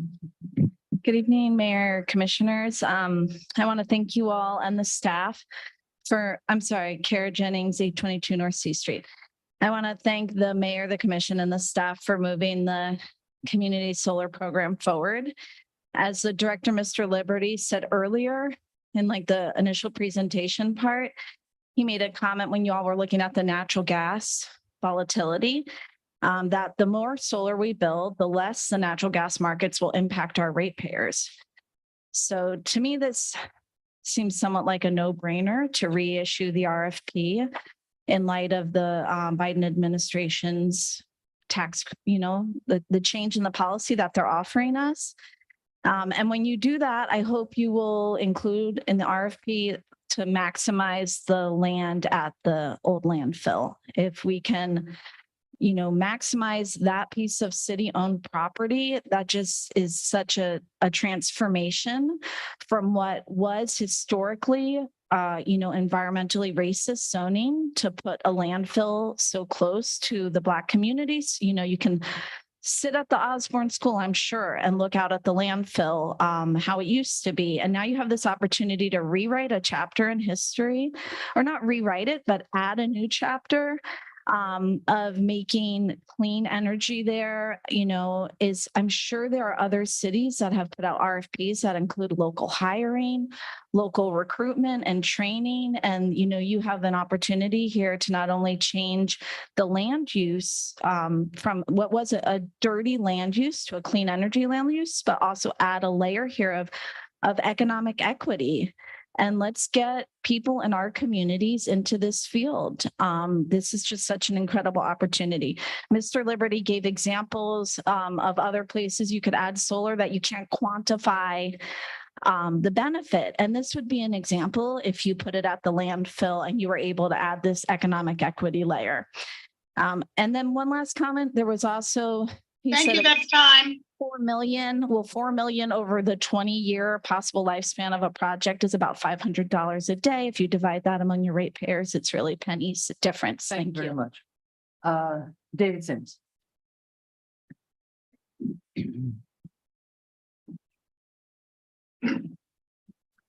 Hi, I'm David Sims, 715 North L Street. I just want to say I support the in-community solar program. Mr. Liberty, you brought up some legitimate concerns about the cost versus the landfill versus purchasing it from FMPA.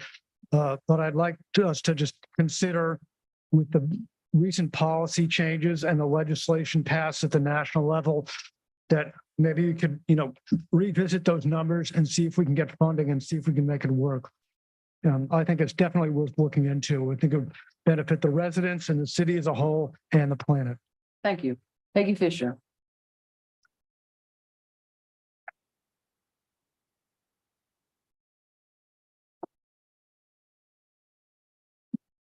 Peggy Fisher, 508 North A Street. We have a director of our electric utilities, Mr. Liberty. I am tired of sitting in these meetings and watching someone from the dais act like they are running the utilities. You all set policy. You do not run the city. That is the city manager and the people that report to her. Only people that report to you are the city attorney, the city manager, and the internal auditor. I support community solar, but I think we need to use our expertise in the city to talk to them. This gotcha attitude that is very much on display tonight and other nights is unacceptable to me as a resident, a voter, and a lot of other people who may not be here, but who see it. But set up a volleyball action with one person setting it up and the other person slamming it down is very obvious too. So I am up here to support our staff, our experts, and the people that are employed. I think it's disingenuous to bring forth a presentation that is not even known, one, who is speaking, and two, what the presentation is from the director of utilities. That is just nothing but trying to get somebody. It's wrong. It is very wrong. Thank you. Thank you. Madam Clerk, do you have any comments? I do, Madam Mayor, and I have Catherine Kohlmeyer. Mrs. Kohlmeyer, if you'd like to speak. Yes, can you hear me? Yep. Okay, so my name's Catherine Kohlmeyer. My address is 503 First Avenue South. And I've been following the discussion in the presentation, and I think it would be a very good idea to issue an improved RFP in the light of changes with the Inflation Reduction Act, to give people the opportunity to bid and to give the town the opportunity to have a community solar program. I'm particularly inspired by all the possibilities that might offer, as Commissioner Diaz spoke and Commissioner McVoy. So that's my comment. Thank you very much. Thank you. Next. I have comments, Madam Mayor. Yep. The first one is from Alexis Fuller, 333 Dartmouth Drive. I'm writing to express my strong support for the use of solar power at our landfill. As a resident of this beautiful city, I believe it is our responsibility to implement sustainable practices that benefit our community and the environment. The use of solar power at our landfill would be a step towards achieving our goal of becoming a net zero carbon community. With the vast amount of space available at the landfill, we have a unique opportunity to harness the power of the sun and generate clean energy. Moreover, the installation of solar panels at the landfill would create job opportunities and stimulate economic growth in our community. It would also help reduce our dependence on fossil fuels, which would result in long-term cost savings for the city.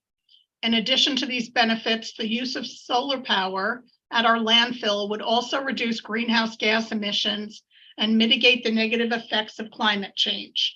This would ensure that we leave a healthier and more sustainable environment for future generations. There are several municipalities that have successfully implemented solar power systems at their landfills. For example, the city of Annapolis, Maryland installed a 1.25 megawatt solar power system on their landfill, which generates enough energy to power more than 200 homes annually. The city of Gainesville, Florida also installed a 2 megawatt solar power system at their landfill, which generates enough energy to power over 300 homes annually. These examples demonstrate that the use of solar power at landfills is a viable solution that can benefit municipalities in numerous ways. By following in the footsteps of these cities, Lake Worth Beach can join the growing list of municipalities that prioritize sustainability and clean energy. The next comment is from Cheryl Leventhal, 421 North Palmway. I am strongly in favor of in-community solar. All residents should have access to solar options with money remaining in our community. The Inflation Reduction Act may allow financing that is beneficial to our community. Solar panels covering beach parking lot, panels covering the landfill, and I'm also in favor of rooftop systems. I am someone who has a full rooftop system over 10 years old, acquired when state and federal incentives were given.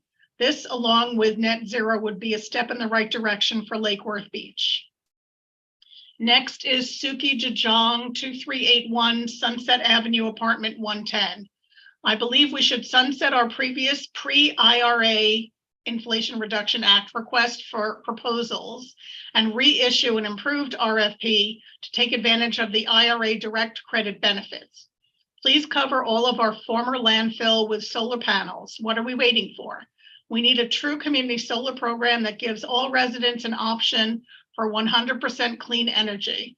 This is vital and we can do it. We have our own electric plant. Again, what are we waiting for? Let's be the first in Palm Beach County to get off fossil fuels. And if we need to revamp our electric company employees to do it, let's do that. There's no time to lose. 2035 is way too late. Let's take action now.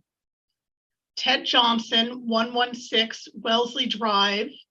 Number one, the city needs to install solar panels at our former landfill.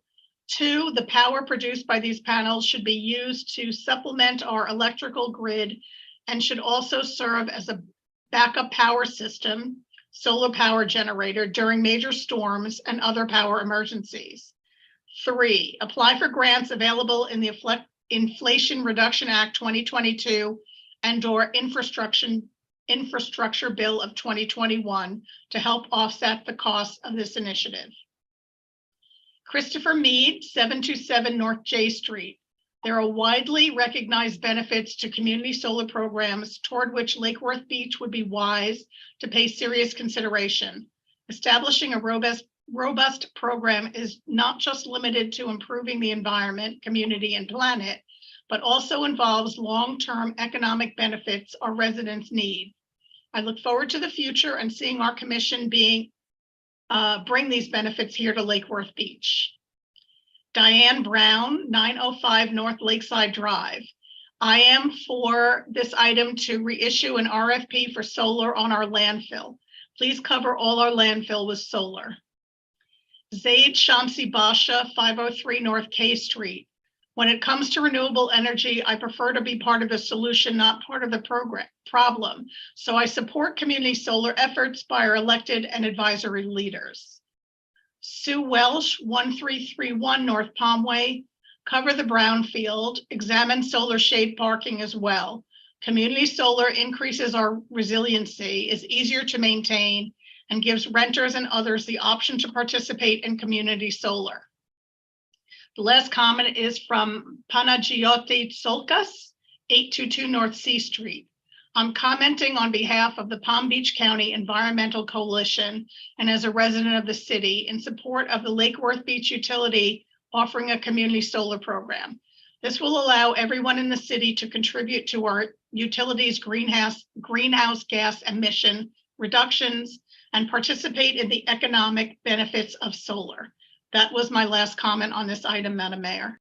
Thank you very much. Mr. McBoy, you want to make a motion? I move that in light of the Inflation Reduction Act and Infrastructure Act, as well as our increased access to expert advice, we revise the RFP, bring the RFP and evaluation criteria back to the commission and allow the shortlisted respondents to resubmit.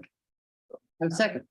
Second. All in favor? Madam Mayor, if I may just interrupt Sure. for 1 second. If we are going to cancel, we have to go back out fully. We cannot limit participation.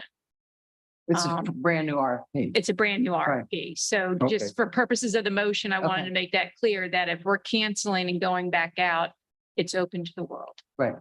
Okay. Hang on, Commissioner McVoy, can you add language into your motion that include it with this new RFP that we're sending out, that there is community outreach done by whoever's the awardee?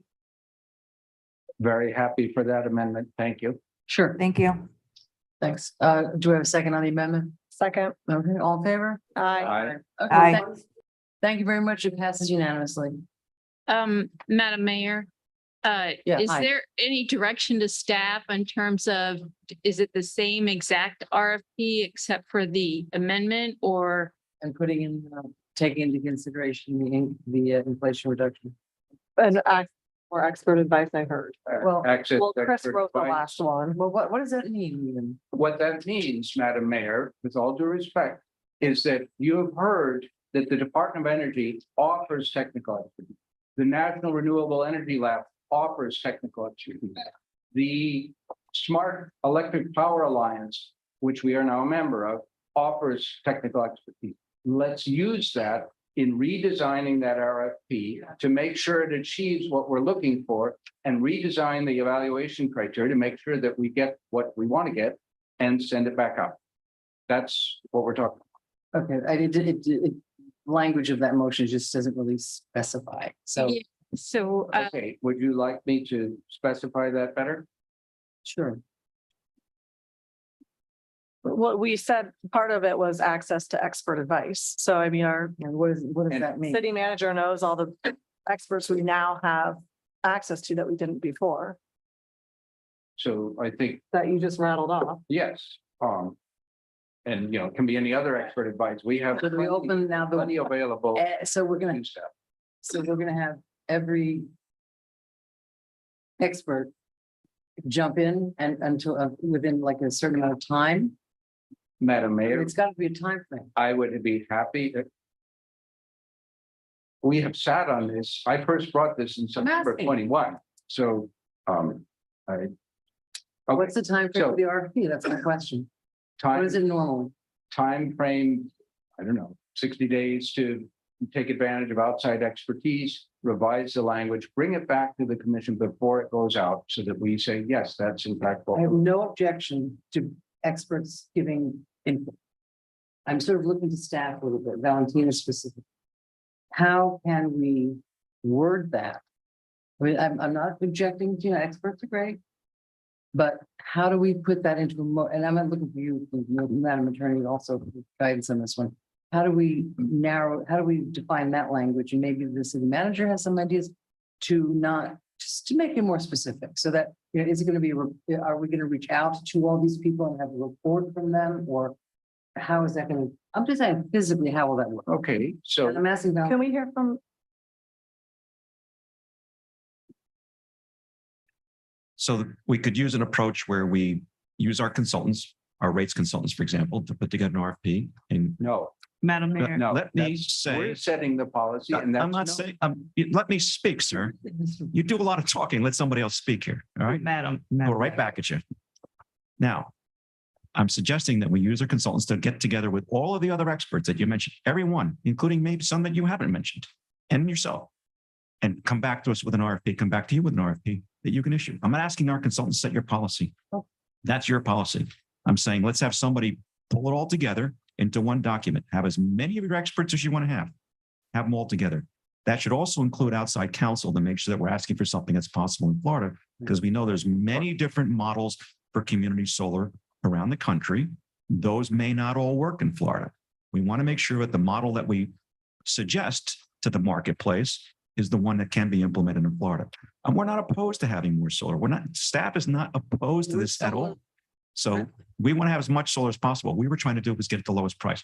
If rebidding gets us a lower price, then so be it. Let's have it come in. I have no problem with that.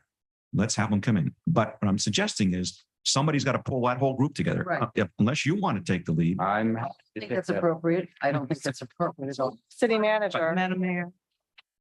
Please, we don't, Madam, Ms. David? Yes, thank you. I think if I understand Vice Mayor, that we have a number of experts and we just heard from the representative today, and I assume that we can reach out to them to see what type of RFPs they may have, sample RFPs for us to consider and match with, similar to what Mr. Liberty said, share with us and how we pull it all together and match it with some legal advice to make sure what we're asking is suitable in the state of Florida. So the So I RFP think will, I understand, if I understand that correctly, Right, 'cause there's Vice people Mayor. out there that have more current expertise in the Inflation Reduction Act, as alleged. right, Right. Let's get them all together and sounds like they're more than willing as a part of their work to help a community write an RFP. Yeah.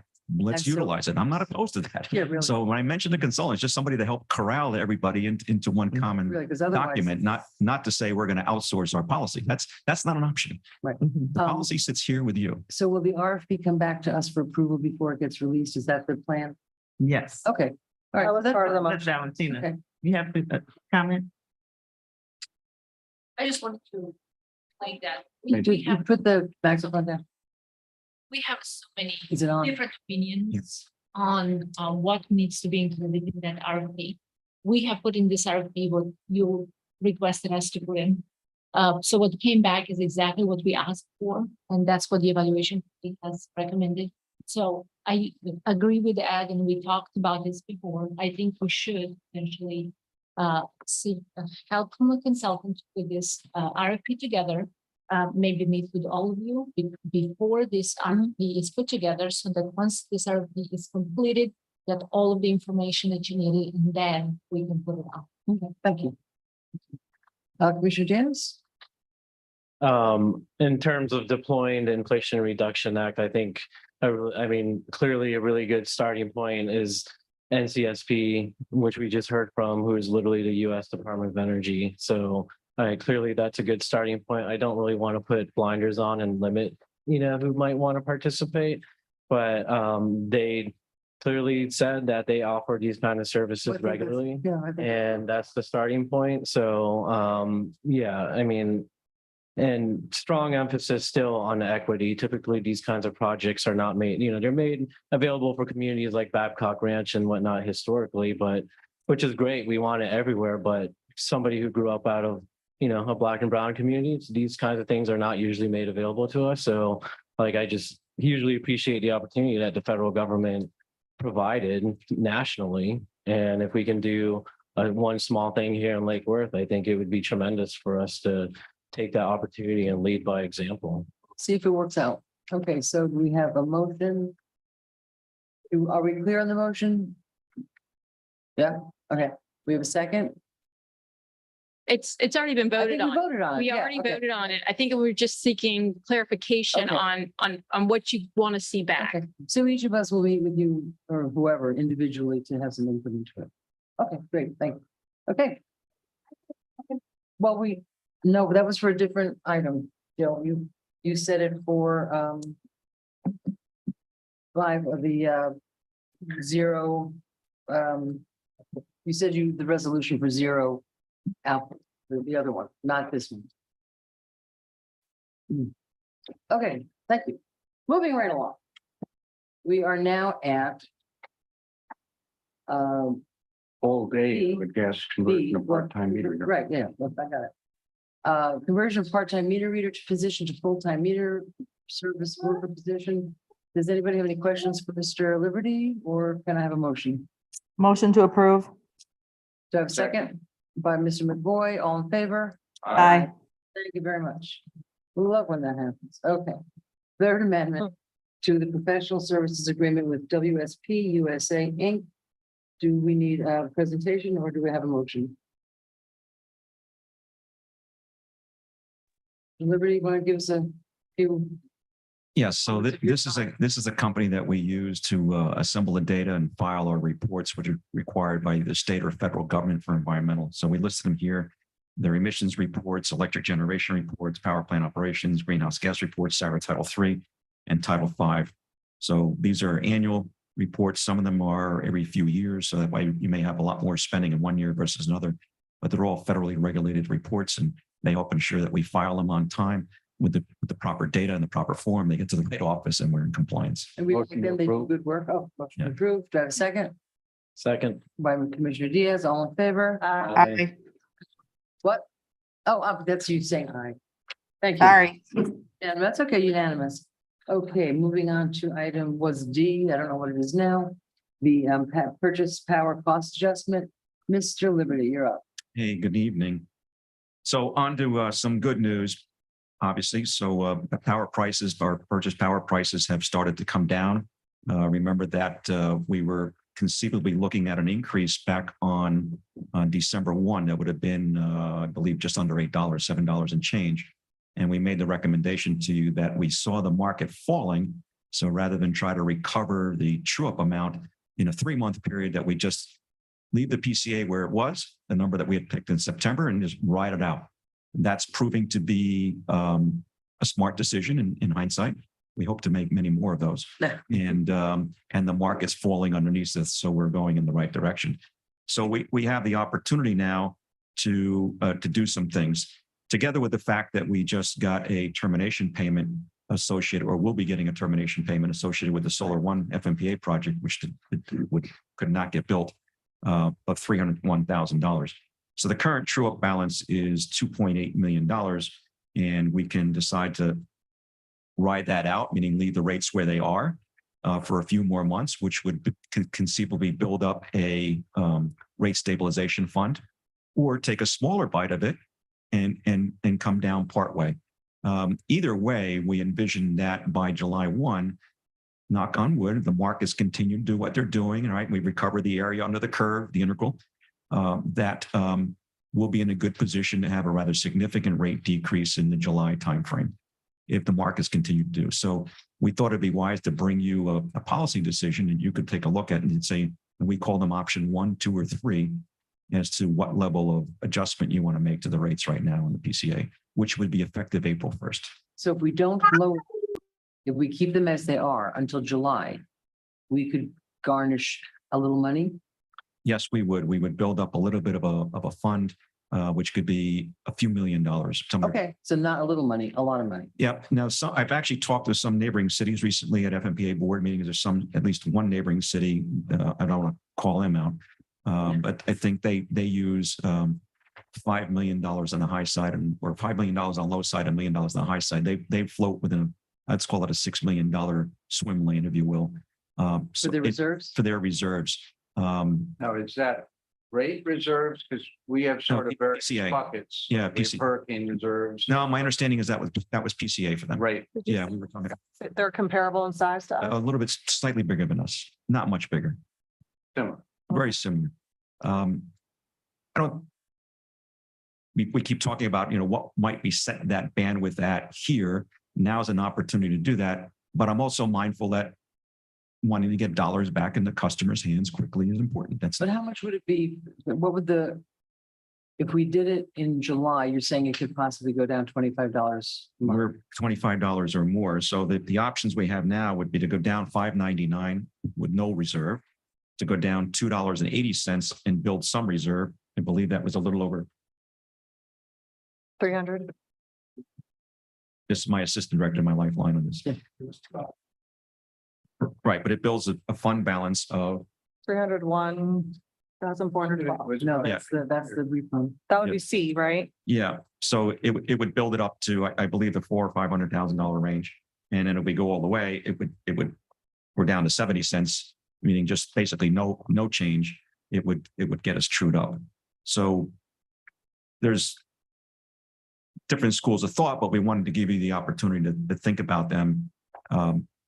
If you really want to build the cushion, now is probably the time to do it. And there's nothing that says that we have to wait till July 1. We could report back to you every month at the utility meeting, and you can gauge as you go and then put it in.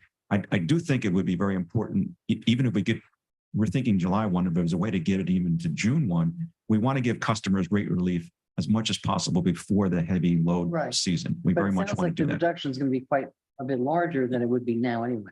It could be, yes. If the markets continue, we're watching those daily markets and saying, wow, 6 months ago, we couldn't believe the prices would be down here. Question.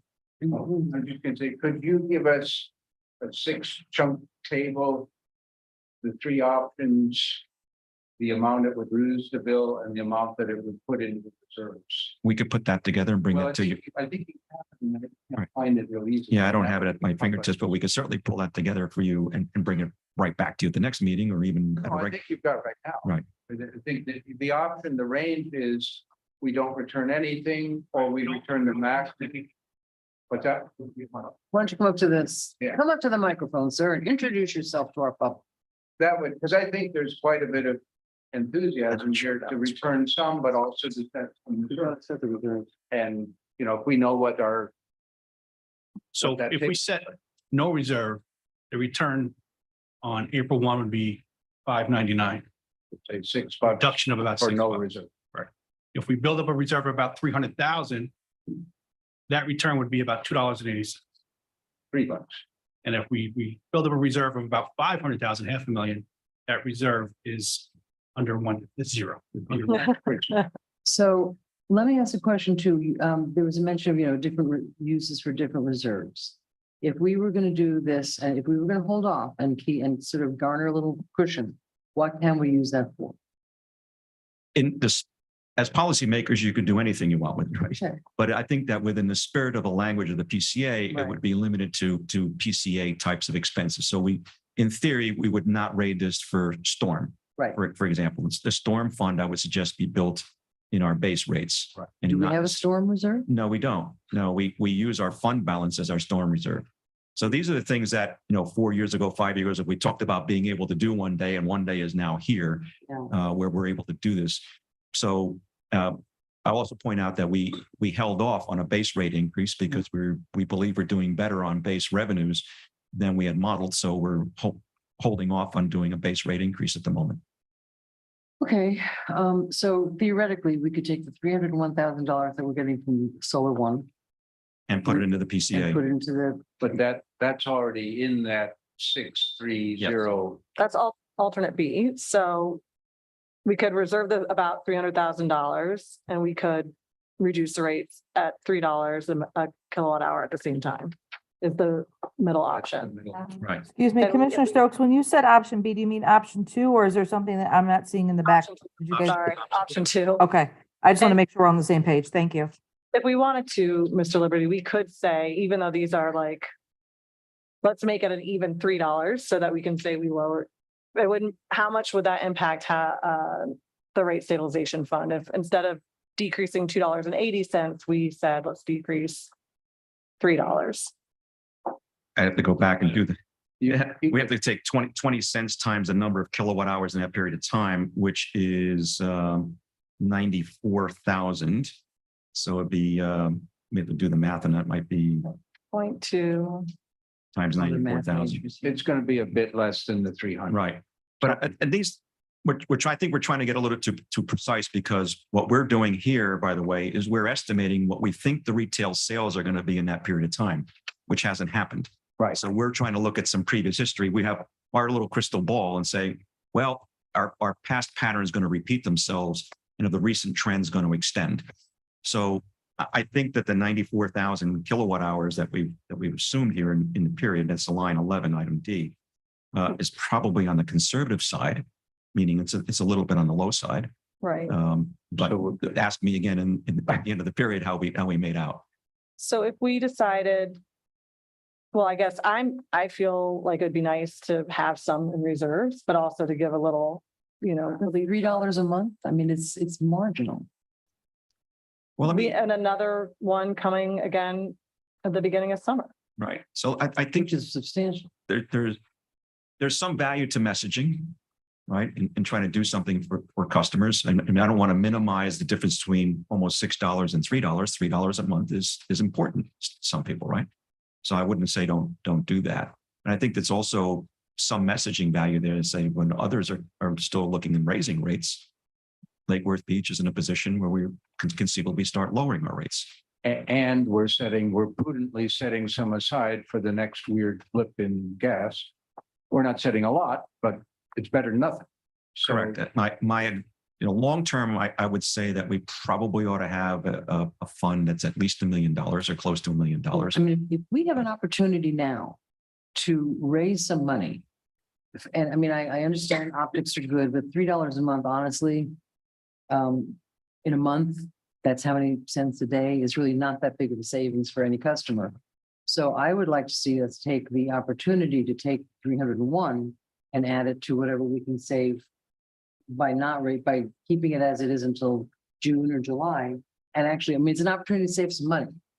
I think we should take advantage of the opportunity to save some money. So your suggestion is we don't reduce the rate at all this time and put the whole lot into the. Yeah, and then, so we have some, I mean, you gotta have a bank account. We've got an electric utility worth millions of dollars, and if something happens, we can't write a check to fix it.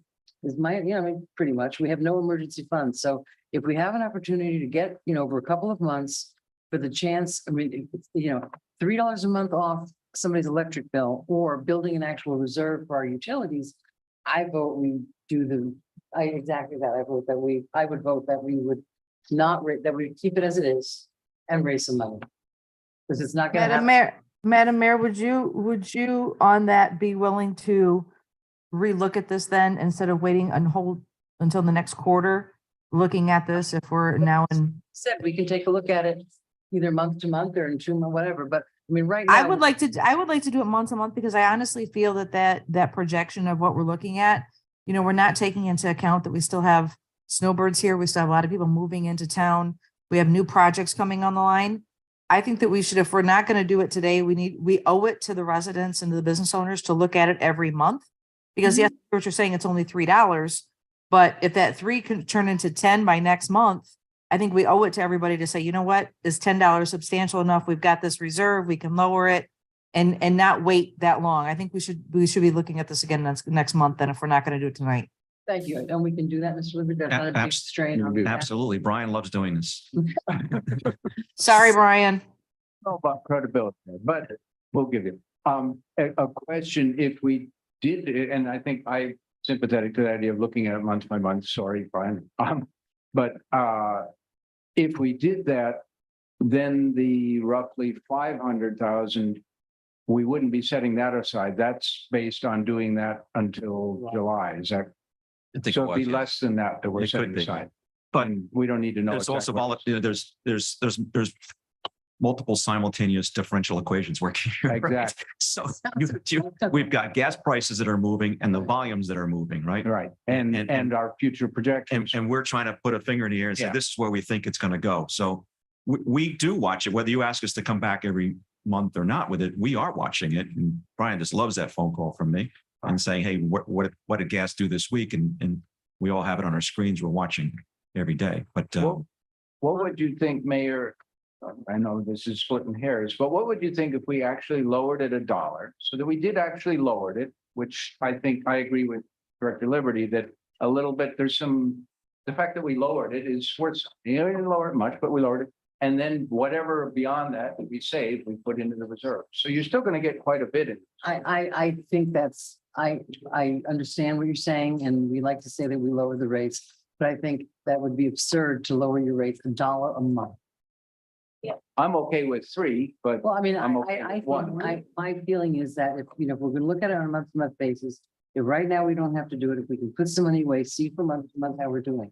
Because, I mean, the optic of saying we lowered our electric bill is fine, except when we have a problem or we need some extra piece Well, of. but remember, machinery, it's not a we have- problem fund. This is specifically for natural gas. right, a natural gas problem. We can't use it for storm, but a fuel problem. It's quite focused. So And we also, That we don't. Right. have it. right. So, And we also know that once we start flowing more solar, which will start in December this year, our exposure will become less and less. So gradually, December 23, then December 24, and depending on policy direction you give us on FMPA Solar 3 would follow in December 25, late 25. We'd like to continue because that weans us off. So we switch from something that's volatile to something that's fixed and we Which is can what we're plan doing around. Anyway. And we are in a very, very good position statewide. And we're one of the best positioned in terms of our portfolio because of this. And many utilities have formal hedging policies in place. So they bought gas in their hedging programs at prices that are considerably higher when the market is today. So they've got a little protection, but they're going to overpay at the moment. But I like the physical hedge of bringing all that solar online. So I'm okay with following your policy lead. I think that doing it, coming back every month. The question is, do we bring you back an actual motion every month or you just want to report on it?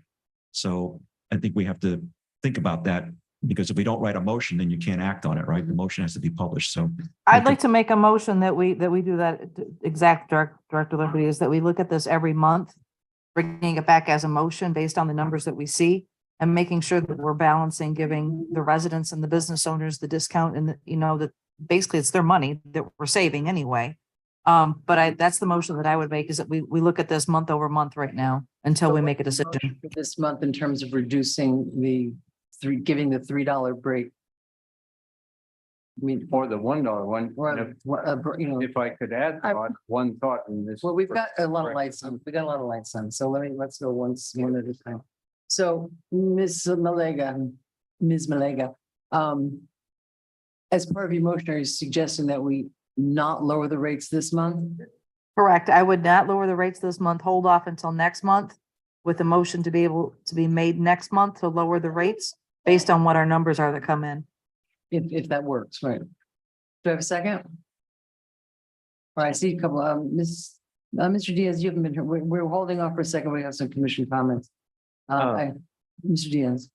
Yeah, I think I need a little bit more confidence from Mr. Liberty on this because, the predictions say that it's going down, but,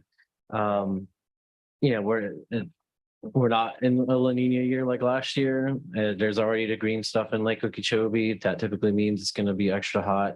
And we generally base these rates on, I know we often look at, nationally and winter, but this summer might be excruciating. So do you have a problem with the once a month check?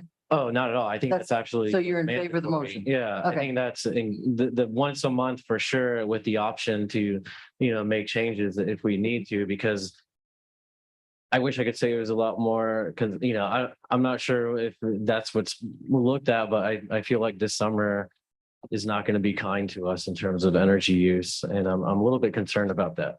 So you're, So if you have any confidence. no, your point is a very good one. We talked about that. As a matter of fact, I'm actually working on the 2022 annual report and I'm addressing that specific issue. So for those of us on the inside get a little wonky, but what actually happened during the summer of 2022, Exactly. what we call the basis or the pipeline capacity was very constrained. So there was a lot of electric load in the mid-Atlantic area, a lot of coal plants that had gone off of coal and gone on the gas, and of course solar, but it put tremendous pressure on gas and there's limited pipeline capacity. So of the $12, $13, $14 type numbers that we saw last summer, $5, $6, $7, and $8 of that was what we call the basis, which was just reflecting the pipeline constraints. So something like that could happen again, right? Now, storage, that was heat driven, correct. It was heat driven. And storage levels are a little bit higher. So it's a little bit better now. And what happened also last year, you had an economy that was booming and ramping up. And the rig counts were still relatively low. So the rig counts were low relative to the level of gas that was needed in the market. So if you went back pre-COVID, for example, you saw what we call rig counts tracked by Baker Hughes. You can find it online or we can get it for you. They track rig counts. So rig counts, when prices are high, then they tend to be in line. So what happened was the market dropped off and in COVID, the rig counts dropped dramatically and the rigs don't come back very quickly. Power supply, the economy came roaring back faster than the rig counts could recover. And the oil producers, frankly, were a little bit reticent to jump back in and put a lot of money back into starting those rigs up. So storage volumes dropped and the price spiked, and you also had the pipeline constraints. At the same time, we entered a period of fear over what was going to happen in Europe when the Nord Stream pipeline was either shut down or blown up or whatever, and the war. And that put tremendous demand on exporting natural gas as a liquid from this country to Europe. There's a lot of variables here that drive the price, but yes, you're right. We could have a repeat of what happened last summer. The markets aren't pricing that in at the moment, from what I can tell, but that could happen quickly. Okay, so you agree with Commissioner Malega. You want to second the motion then for the monthly review? Yeah, I was second that with the option to, to have a motion with the option to change it. if we That's need to. that's it. Yeah. And my presumption is that you like having multiple choices and not just us bringing you one idea, right? So you like having an option one, option two. I'm assuming you like that. And presumably we could actually choose anywhere between those two endpoints. Correct. But yeah, multiple choice. We'd be in the same place where we are now, but We could even bring the laptop and There you go. all right, so we have a motion, we have a second. I see lights on, but do we have to? Before discuss you it? vote, Madam Mayor, I have one comment. Okay, and I have none up here. So Madam Clerk, what is your comment? What is that comment? Cheryl Leventhal, 421 North Palmway. I'm in favor of a reduction in the PCA, if at all possible. I feel that if natural gas prices are lower, so should the PCA. That is my only comment. Thank you, and I have none up here. So do we want to keep talking or do we want to vote? Yeah. What? Okay, you want to, okay, I would like to hear from Commissioner Commissioner Stokes. Stokes? I'm a little nervous about setting a long-term policy about looking at this every single month. The whole point of a rate stabilization fund is so that we can go a length of time without having to discuss rates and raise them and lower them every single month. Like that's the whole point, is to build up that balance. We can't use it for storms. We can't use it for anything else. But for us to start building that balance so that we can provide some consistency and expectations to our residents. So I hear all the enthusiasm of everybody up here because of the point in time we're at right now. I didn't mean every month, Commissioner Stokes, I just meant for this first thing, Right. this first reduce in fees. So would you prefer to, could we have like a time frame, maybe like 6 months, or should we have like maybe a goal of until the fund gets to a certain goal? How about a time frame? Because the other one is Well, little, right now, isn't our time frame every Every 3 3 months? months. 4 times a year, By resolution, it's quarterly. which is 3 months. I Yeah, think. exactly. Yeah. I think it's great for us to get the updates all the time. I just worry about having a 45-minute, 60-minute conversation every month about this. But the ideal is that we would get to that quicker. that's that rate stabilization built up. I am in favor of giving our residents some relief now, and we're still working towards building that rate stabilization up. If we, I crunched some initial numbers because I had asked at the last meeting that we brought back an option to what if we lowered the rates in April versus May to see if that bought us a little bit more wiggle room, but I didn't get that back. No, this is April.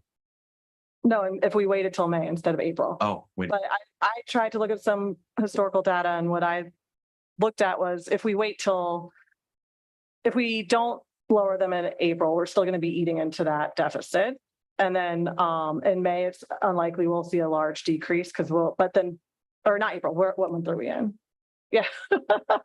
Month by month, it was like, if we lower them if we keep them the first month, we're still eating the deficit. And then the second month, we still have deficit to pay off. So it's unlikely that we'll really lower them substantially as we're still paying up or recuperating that true up cost. So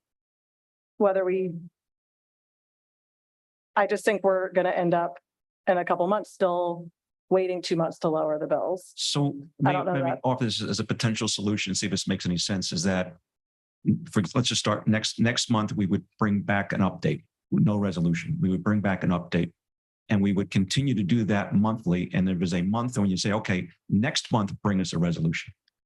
Right. So you're And we getting could monthly also do updates it and you at can the say, next okay, we're at the commission point where we want to make an adjustment. Next month, bring us an actual resolution. Or do you want us to prepare a resolution every single month? What is the lead time for us to have to, by the time we pass the resolution and then we have to send it to the people that print our bills and actually Right. put it in place? What is that amount of time? We've been trying to give them 4 weeks or so. So this is why we try to do this at the last meeting of the month.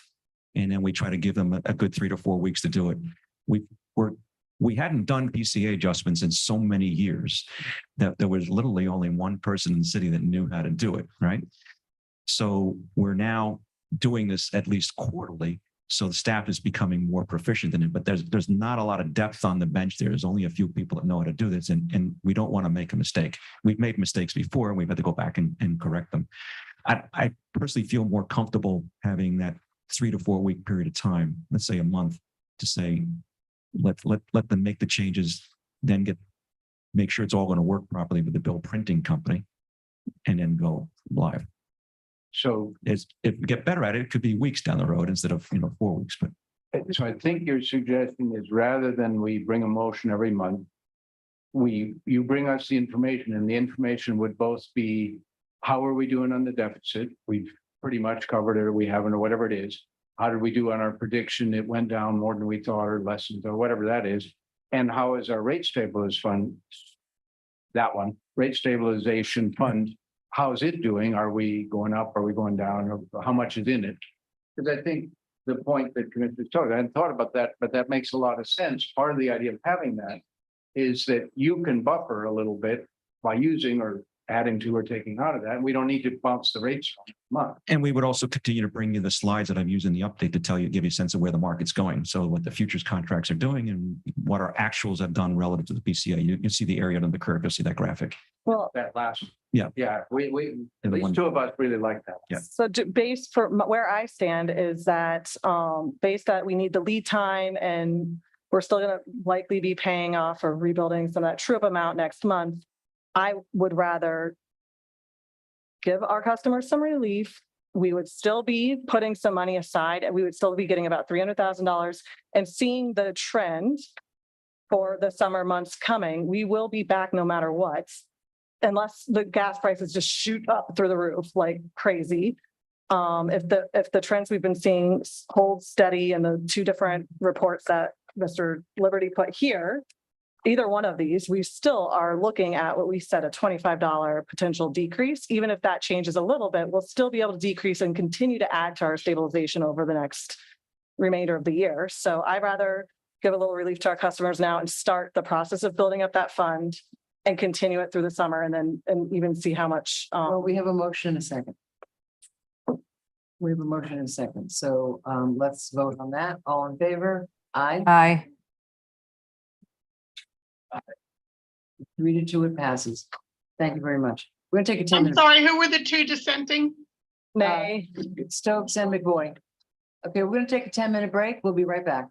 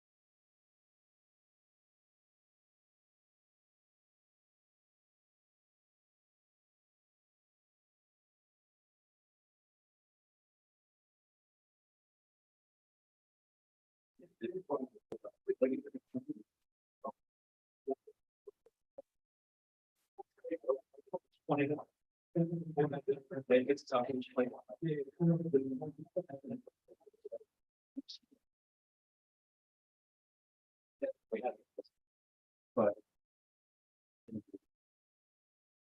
Yeah.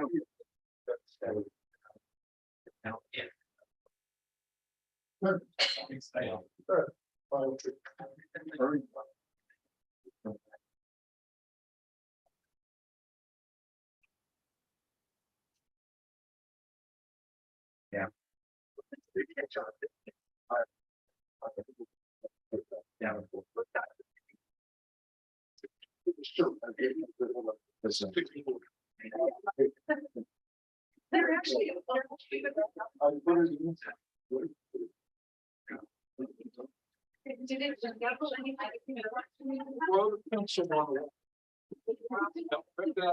I can't stand riding. The only thing I'm good is a racing scoring on a golf cart.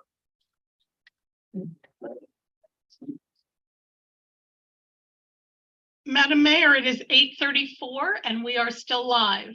All right, thank you very much. Good. Welcome back, everybody. Thank you for your patience. Okay, we are, I believe, on the last item of the evening. That is correct. That is correct, ma'am. Okay. So this is a resolution which has been promoted by Vice Mayor McBoy about having a resolution to have a carbon. I'm here. What? Hi. Sarah's here. Thank you. Thank you. Hi there. Back from our break. She's back from our break. So I have spoken with two things. I spoke with Mr. Liberty. And the one thing that I think it's a great idea. I'm fully supportive of it. The only thing is the question about neighbors' renewable energy is the only question that I have that about, are we allowed to do that? Section 4, the city of Lake Worth Beach commits to implementing an equitable prosumer policies for its utility that encourage and enable residents and businesses to generate their own and their neighbors' renewable energy. I don't think we can do that in Florida. Is that correct, Mr. Liberty? Yeah, I think it implies that one neighbor can produce energy to sell it to the neighbor next door. I'm not sure if that's what the vice mayor intended in the writing, but we're not able to do that. So we wouldn't be involved in a transaction, but only a utility can sell electric at retail from person to person. Okay, do you understand? I'm not sure if that's what the vice mayor Just take that intended clause in the writing or if it's just an Section odd 4, interpretation on my part.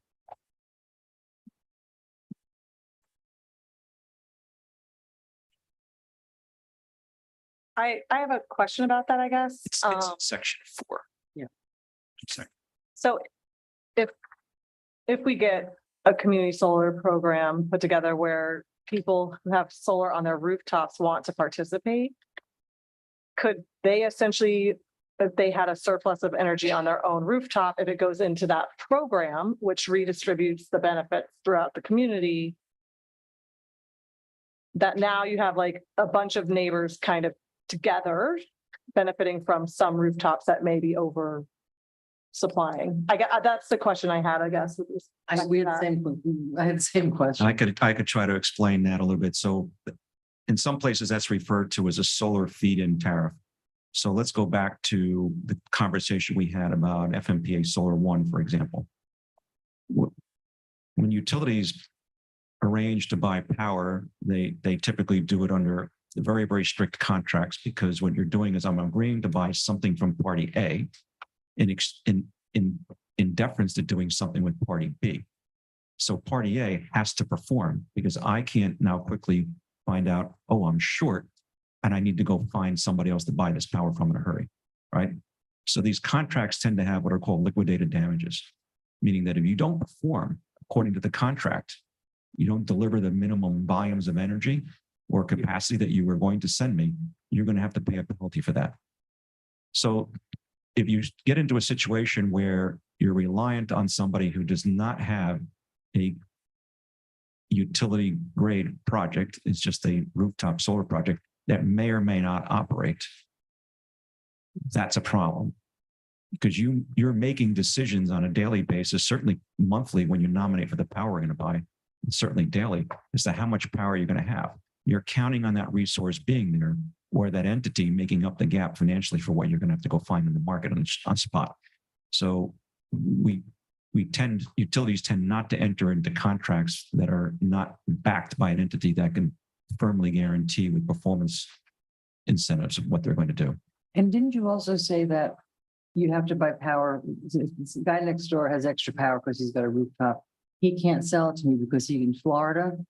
Correct me if I'm wrong. You only buy. Could only sell it to the utility. And that's what our net metering tariff actually does. So that if that person overproduces energy, we pay them the avoided cost, our avoided energy rate.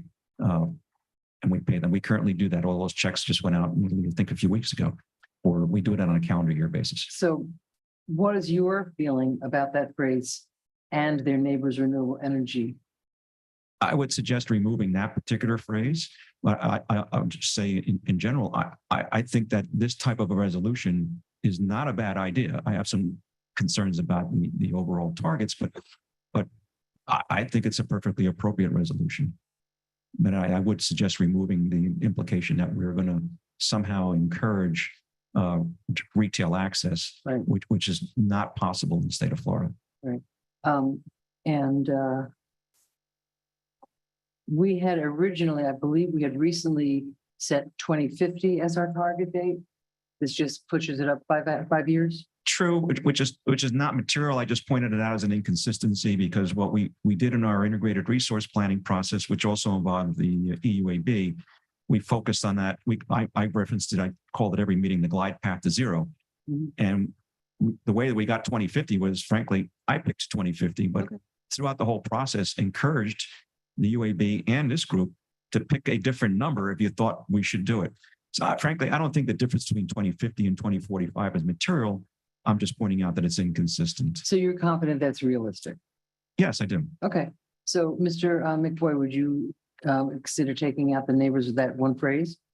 Oh, I would definitely consider that. I would like to comment a little bit on it, but let's hear from yes first. Can it be clarified? Because when I read that, I honestly, I completely thought of, well, that means they're going to generate, in the rare occasion that there's a house that's net negative and they sell that energy back to us, it's going to be made available to their neighbors. I didn't think, that they were thinking or suggesting hooking up to your neighbor and selling it directly or anything like that. So I read it as let's cut out the. So could we, well, could we clarify? Because we want to encourage people to generate more than they use and sell it, So let's add an explanation of how that would work. So let's just do hypotheticals. Let's say the vice mayor has a system on his house and he overgenerates. That power goes into our general bucket of megawatt hours that's available to everybody. What we could not do is have you call us up and say, hey, listen, I heard the vice mayor overgenerated at 3 cents. I want his power at 3 cents. No, we can't do that. Right. It goes into the general bucket for everybody to share it. Right. Exactly. And that's what I mean. Is if there's a way we could clarify. How about instead of neighbors, we put city? The city's renewable energy availability. And actually, it has to be sold to utilities. As a matter of fact, that is a part of our strategy. Remember, we talked about purposely overbuying on solar. Right. That there's going to be hours of a day during certain months of the year when we'll have bought more solar than we have a load for. However, there's going to be many other hours during the year when we can more than absorb it. And our thought was, as we continue to grow, that we will eventually grow into that surplus and won't have it. But until that point, we could sell that power in the wholesale markets and get something back, which may not be everything that we paid for. It depends on the status of the market at the time, but we wouldn't get back zero, right? So in that sense, we would be selling that energy to other utilities in the state. And because you're buying it so cheap. Right, but we could not go door to door in the neighborhood across the street from the other utility and say, so-and-so, hey, we've got some extra stuff to sell. You want to sell it? We can only sell it to another utility. Okay, so I would just with language, I would just like to make it as clear as possible. So if we could just rephrase that, keeping the same idea that to generate their own and to encourage the city's renewable energy. Somebody? And we do, and we do have that policy today. We have a functioning net metering program that's actually growing very rapidly.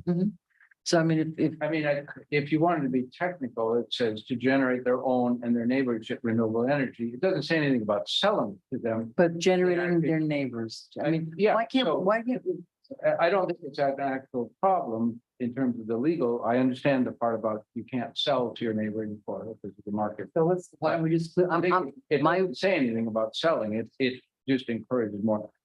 I don't have a view, if you want to take out and their neighbors and just leave it off, I'm not gonna. okay, I appreciate it, because I just, However, what? I spend a lot of time digging into really obscure reading and highly technical stuff after that trip to Washington, talking to DOE. Right, you went to a conference, right? Okay, and let me clarify why it's relevant. New York State passed a very strong in 2019 act. The initials are CLC. Right, I read that. Very strong. Well, New York is part of a different market that we're not part of, and the whole Southeast. They're part of an independent system model. They're part of the New York system. They raised essentially the same comment that, you got these distributed resources, they're variable, they're kind of a pain in the butt, and they're annoying, and how do we plan for it? Very smart people are working on revised, very technical, very legal, very how that policies will change. They clearly will change. It will come in Florida, it will come in the Southeast. How exactly, I wouldn't even want to predict. I doubt that Director Liberty would want to predict, but the pressure to take off the policy constraints that are in the way of using distributed and variable resources, that train is rolling. Yeah. DOE is pushing it very hard. Right. So that we have a constraint right now, it would not be wise for us to base our policy on, that's going to be the constraint that's in place in 5 years or 10 years. It's very likely to change. I don't, Everything I see that smart people are working hard on those changes for exactly these reasons. right, so you're, If you want to take it out, okay, just, How about, it's a little confusing, and why create any confusion? how about generating their own and participating in our already successful net metering program or whatever? Fine, whatever, I mean, it's just, I Yeah. think that's confusing, that phrase is confusing. So we all have our areas of strengths and weaknesses, words are what I live by. So, Mr. Diaz, you're suggesting their own and contributing to the city's already invested, already established net zero. We're good, thanks. Yeah, net Um, metering program, whatever yeah. the official name of the program is. Section 3, it talks about net zero building codes. We can add it in if we want to. I don't, Yeah, I just want to clear that, yeah. when I read that, that's all right. What, I would say take out and their neighbors, even though long, you don't need to see not needed. And so I'm just- sorry, could you turn on your mic, Vice Mayor? It is on, but I'm not talking. Can you about- speak into your mic, Vice Mayor? Thank you. Thank you. So we'll just take that phrase out. Unless somebody has a big concern with that, I'm fine with that. I think it also says organize various community solar and storage projects. So if something is viable in that area, it may involve neighbors, helping neighbors. Right. Well, but that's We're not saying we're not going to do it if it's possible. right. So if we just take out and their neighbors' renewable energy, No, the renewable energy stays, but and their neighbors. Right. Their own. their own, To generate their own renewable energy. okay. let me add to something that point out in section 3. Just so there's no misinterpret, at the end of section 3, it relates to, it's talking about electrification of buildings. I'm not an expert on the law, but I think that Florida recently, in the last couple of years, passed a law that would prevent a municipality or an entity from outlawing specific types of fuel. So for example, you could not have a policy that, for example, that would say you can't have natural gas in your home, or new construction cannot use natural gas or some other type of fuel. So I don't think you can pass laws to exclude specific types of fuel. I think this came up, and I may be wrong, somewhere in the Tico or Duke territory, where a municipality was thinking about something like that, and it failed, and there was legislation that was written to address that. Deferred. Well, the language of section 3 says commits to exploring all Right. available strategies. So I don't think we need to like dissect everything in here. Is it We're not, possible? we're It's just- not because we're making the commitment I'm just to trying to not make, figure that tonight. It's it's just educational. Okay. Okay, so with that and their neighbors, we're taking that out. Okay, we have a lot of public comment, I'm sure. Do you want to start with a motion and a second? Motion to approve. Second by, Second. and that's with the change, Second. With the change Right. and the neighbors. right? A seconded by Commissioner Diaz. Let's have public comment. Let's start, well, you've been very anxious to talk all night, Jill, so I'm gonna call on you first.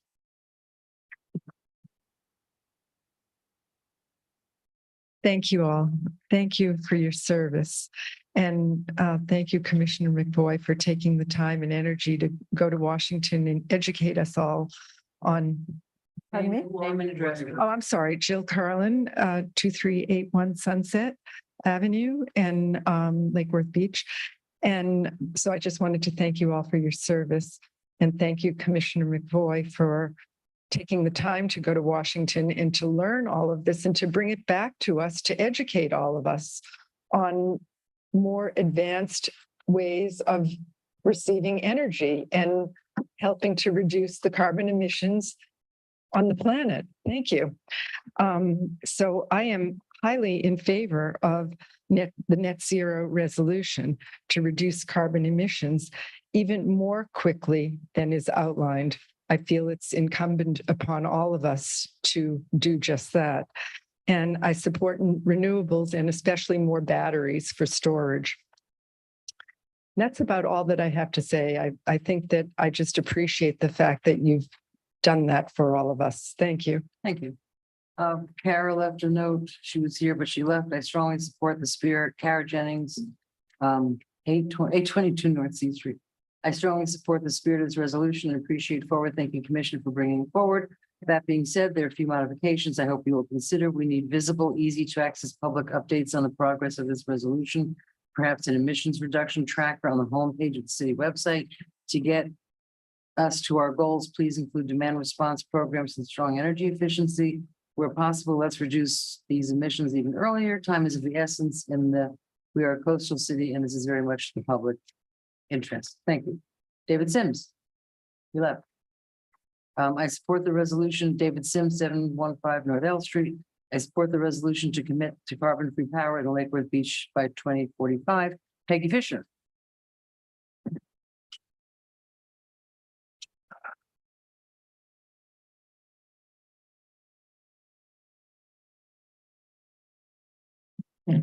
Peggy Fisher, 508 North A Street. This item was brought forward on an emergency basis. Per your rules, Rule 12.3, it is supposed to have an explanation of why it's an emergency and has to be brought with such little notice. You are also supposed to vote at the beginning of the meeting based on that information, neither of which happened. Either abide by your rules or you don't. So that's first comment. I apologize. No, that's for all of you. That's for people you tell us that we have to do certain things for code. You all need to be held to the rules you put in place. What's the emergency? Because this could have come on March 7th, March 21st, or the end of March. Now, typically resolutions, I believe, are crafted with input by our legal people. This was written by one person from the dais with the input that he wanted to put in it. I have no problem with committing to going to a goal of zero carbon emissions. But when we say 60% of our by 2035 needs to be XYZ, for what basis? From what starting point? 60% of what number? So that's not clarified, besides the points you've already pointed out. I took the time to pull up resolutions by OUC, TECO, which is Tampa Electric Community, also the city resolutions of Orlando and Tampa. All of them talk about a zero carbon emission policy. In fact, Orlando has had it since 2017. None of their resolutions have this level of commitment saying the city commits, the city commits. The I'm commission. sorry, Ms. Fisher, your time is up. The committal is to zero emissions, not all the other little, it's how you get there are the details. But I'm going to pass this to you, Mayor. It's the resolutions and things that were available online and could have been used as a template. Thank you.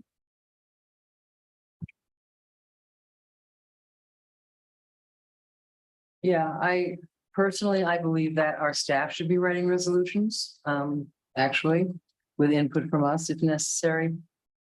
Mr. McVoy was quite stringent in his desire to have this put forward this month, so there you go. All right, Greg Richter. Good evening, Greg Richter, 1202 South Palmway. I support the net effect of where you want to go with this resolution. Totally 100% agree with it. I don't like how it came about. I also don't like, the lack of input from other involved parties here. I'm asking you to not pass this tonight. Stick to your goals, but involve his staff, involve our city staff, see what the impact is of these various steps in here. What's the impact on our city staff and on our city? We all want to get to net zero emissions. This is a good feel-good thing. We're going to feel good about what we're doing. But, the bottom line is, until China stops doing 150 dirty coal power plants a year, India and Brazil stops burning the rainforest, this is going to make a bit of difference.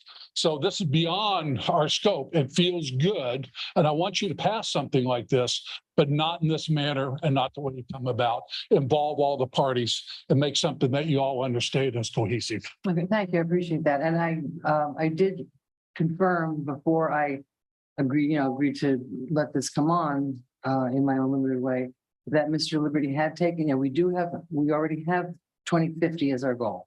So what this does is move it up 5 years. And I asked Mr. Liberty in private and also tonight, if he feels, because he's our expert, he's our utilities guy. So if that is a responsible goal, and he said, yes, it was. So that's why I'm supporting it. I do agree that I like a resolution written by staff and approved by, people that are involved, but we are here tonight. So it really just matters. And listen, I don't think any of us are going to be here in 2045. I don't know. We'll be here in 2045. I plan on being here. Well, those of us that are still left in 2045, if something comes up that makes this impossible, you did it at that point. I'll be up here. Yeah, I mean, you can always go back and say, this ain't working, let's figure it out. But since it is only 5 years up and it is only, and Mr. Liberty is approving of it, that's the reason that I'm supporting it. So I think we have a motion, a second, to have a vote. Madam Clerk, with their method. Yes, I have a lot of public comment. Okay. And if I might comment, because there was a question as to why. Can you please speak into the mic, Vice Mayor? I was trying to look at the mayor, but I will try to do both. There was a question as to why it was an emergency addition. That was, there's a very simple and clear explanation with that. The city is applying for 2 grants in the tens of millions of dollars. And the deadline, I'm told, is very soon. One of them is mid-March and one of them is, I think, end of March, roughly. And everything that I saw in talking to DOE people, of which I talked to a number and read a lot of their stuff, it was clear that they are looking national policy to decarbonization. They're going to look more favorably on grant proposals where cities have committed that they're on that pathway. And so it seemed to me, hey, we should at least get a resolution. A number of cities in Florida have already done so. And we're a little bit behind the 8 ball on that, as somebody pointed out. 2017 was some of them and earlier and others. So that's why I brought it forth at this time to get it in, because putting it in the next month's one would Would be that- no good for the grant. Would that have changed our position of the grant, Mr. Liberty? It certainly helps it, but we also make reference, I believe, that we had a resource plan which called to do this, and that resource plan went back to 2018. The first one, the current one does that. I think this just formalizes what we've been doing. It doesn't force us to do anything radically different right away. If in the big binder of stuff that will go with the grant application, this is one more thing that will help. Okay. It's not going to hurt. It will help. Well, like I said, I mean, went to you to see if it was realistic and you. approved it, so- I think it's very realistic. Okay. I see no hands up, so do we have a motion and a second? No, her name. I'm sorry, public comment, Madam Mayor? Thank you. Sure. Mrs. Colmeyer, you have 2 minutes. Hello, Catherine Kohlmeyer, 503 First Avenue South. I just want to say that I do support this new resolution. I support the idea of reducing emissions as quickly as possible. I also support the idea of research and increasing the battery storage and a way to report on the progress of emission reduction. Thank you. Thank you. All right, the first comment I have is from Suki Dijon, 2381 Sunset Avenue, apartment 110. I strongly support this resolution for reducing Lake Worth Beach's emissions. I also believe that it is unreasonable to put it off until 2035. That's 12 years from now. In case you haven't been listening to the scientists, we have about 5 years to reduce emissions before we reach a tipping point when we no longer can. When these record high temperatures and drought we are currently experiencing will only get worse, a bleak scenario. Thank you for supporting the net zero resolution and include annual reporting on progress. Next is from Cheryl Leventhal, 421 North Palmway. I strongly support net zero resolution 05-2023. I would like to see Lake Worth Beach reduce emissions as quickly as possible. I want our bond money to support more renewable energy as well as battery storage. Anything that helps in reducing and absorbing CO2 from the atmosphere should be used. Planting more trees and/or any other projects should be supported. Alexis Fuller, 333 Dartmouth Drive. As a city resident, I am proud to support the item E net zero resolution proposed by Lake Worth Beach to reduce the emissions of Lake Worth utilities. It's crucial for us to take action towards sustainability and the reduction of carbon emissions, and the resolution is a step in the right direction. The resolution not only benefits the environment, but also promotes economic growth and energy efficiency, making it a win-win for our community. I believe that implementing this resolution will not only create a healthier and cleaner environment, but also set an excellent example for other cities to follow. Ted Johnson, 802 South Palmway. In principle, I support net zero greenhouse gas emissions by 2045, with an additional commitment of 60% renewables by 2035. I would like to hear Ed Liberty's analysis of the cost, initial and ongoing, and how this cost will be covered by the city's limited financial means before a decision is made. Next is Edmund LeBlanc, 105 South K Street. I strongly support item E net zero resolution 05-2023 to commit our electric utility to net zero greenhouse gas.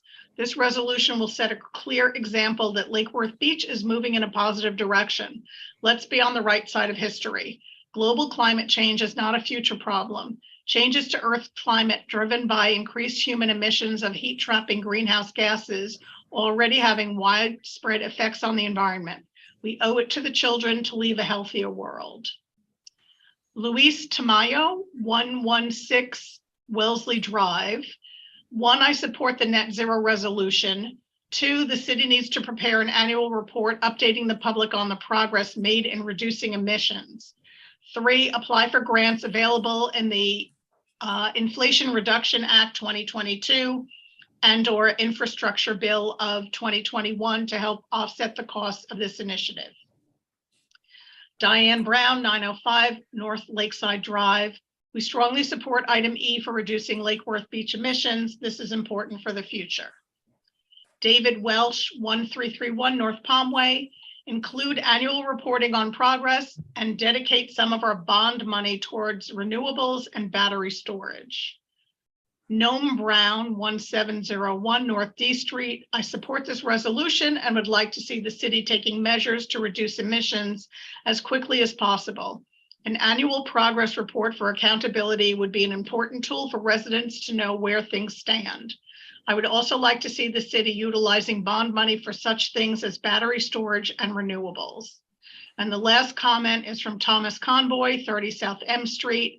I support committing to achieving net zero carbon emissions for our electric utility and meeting our 2035 and 2045 goals. That's the final comment, Madam Mayor. Thank you very much. We have a motion. We have a second. Do I, all in favor? Aye. Any opposed? Motion passes unanimously. Do I have a motion to adjourn? Motion. I think that's it, right?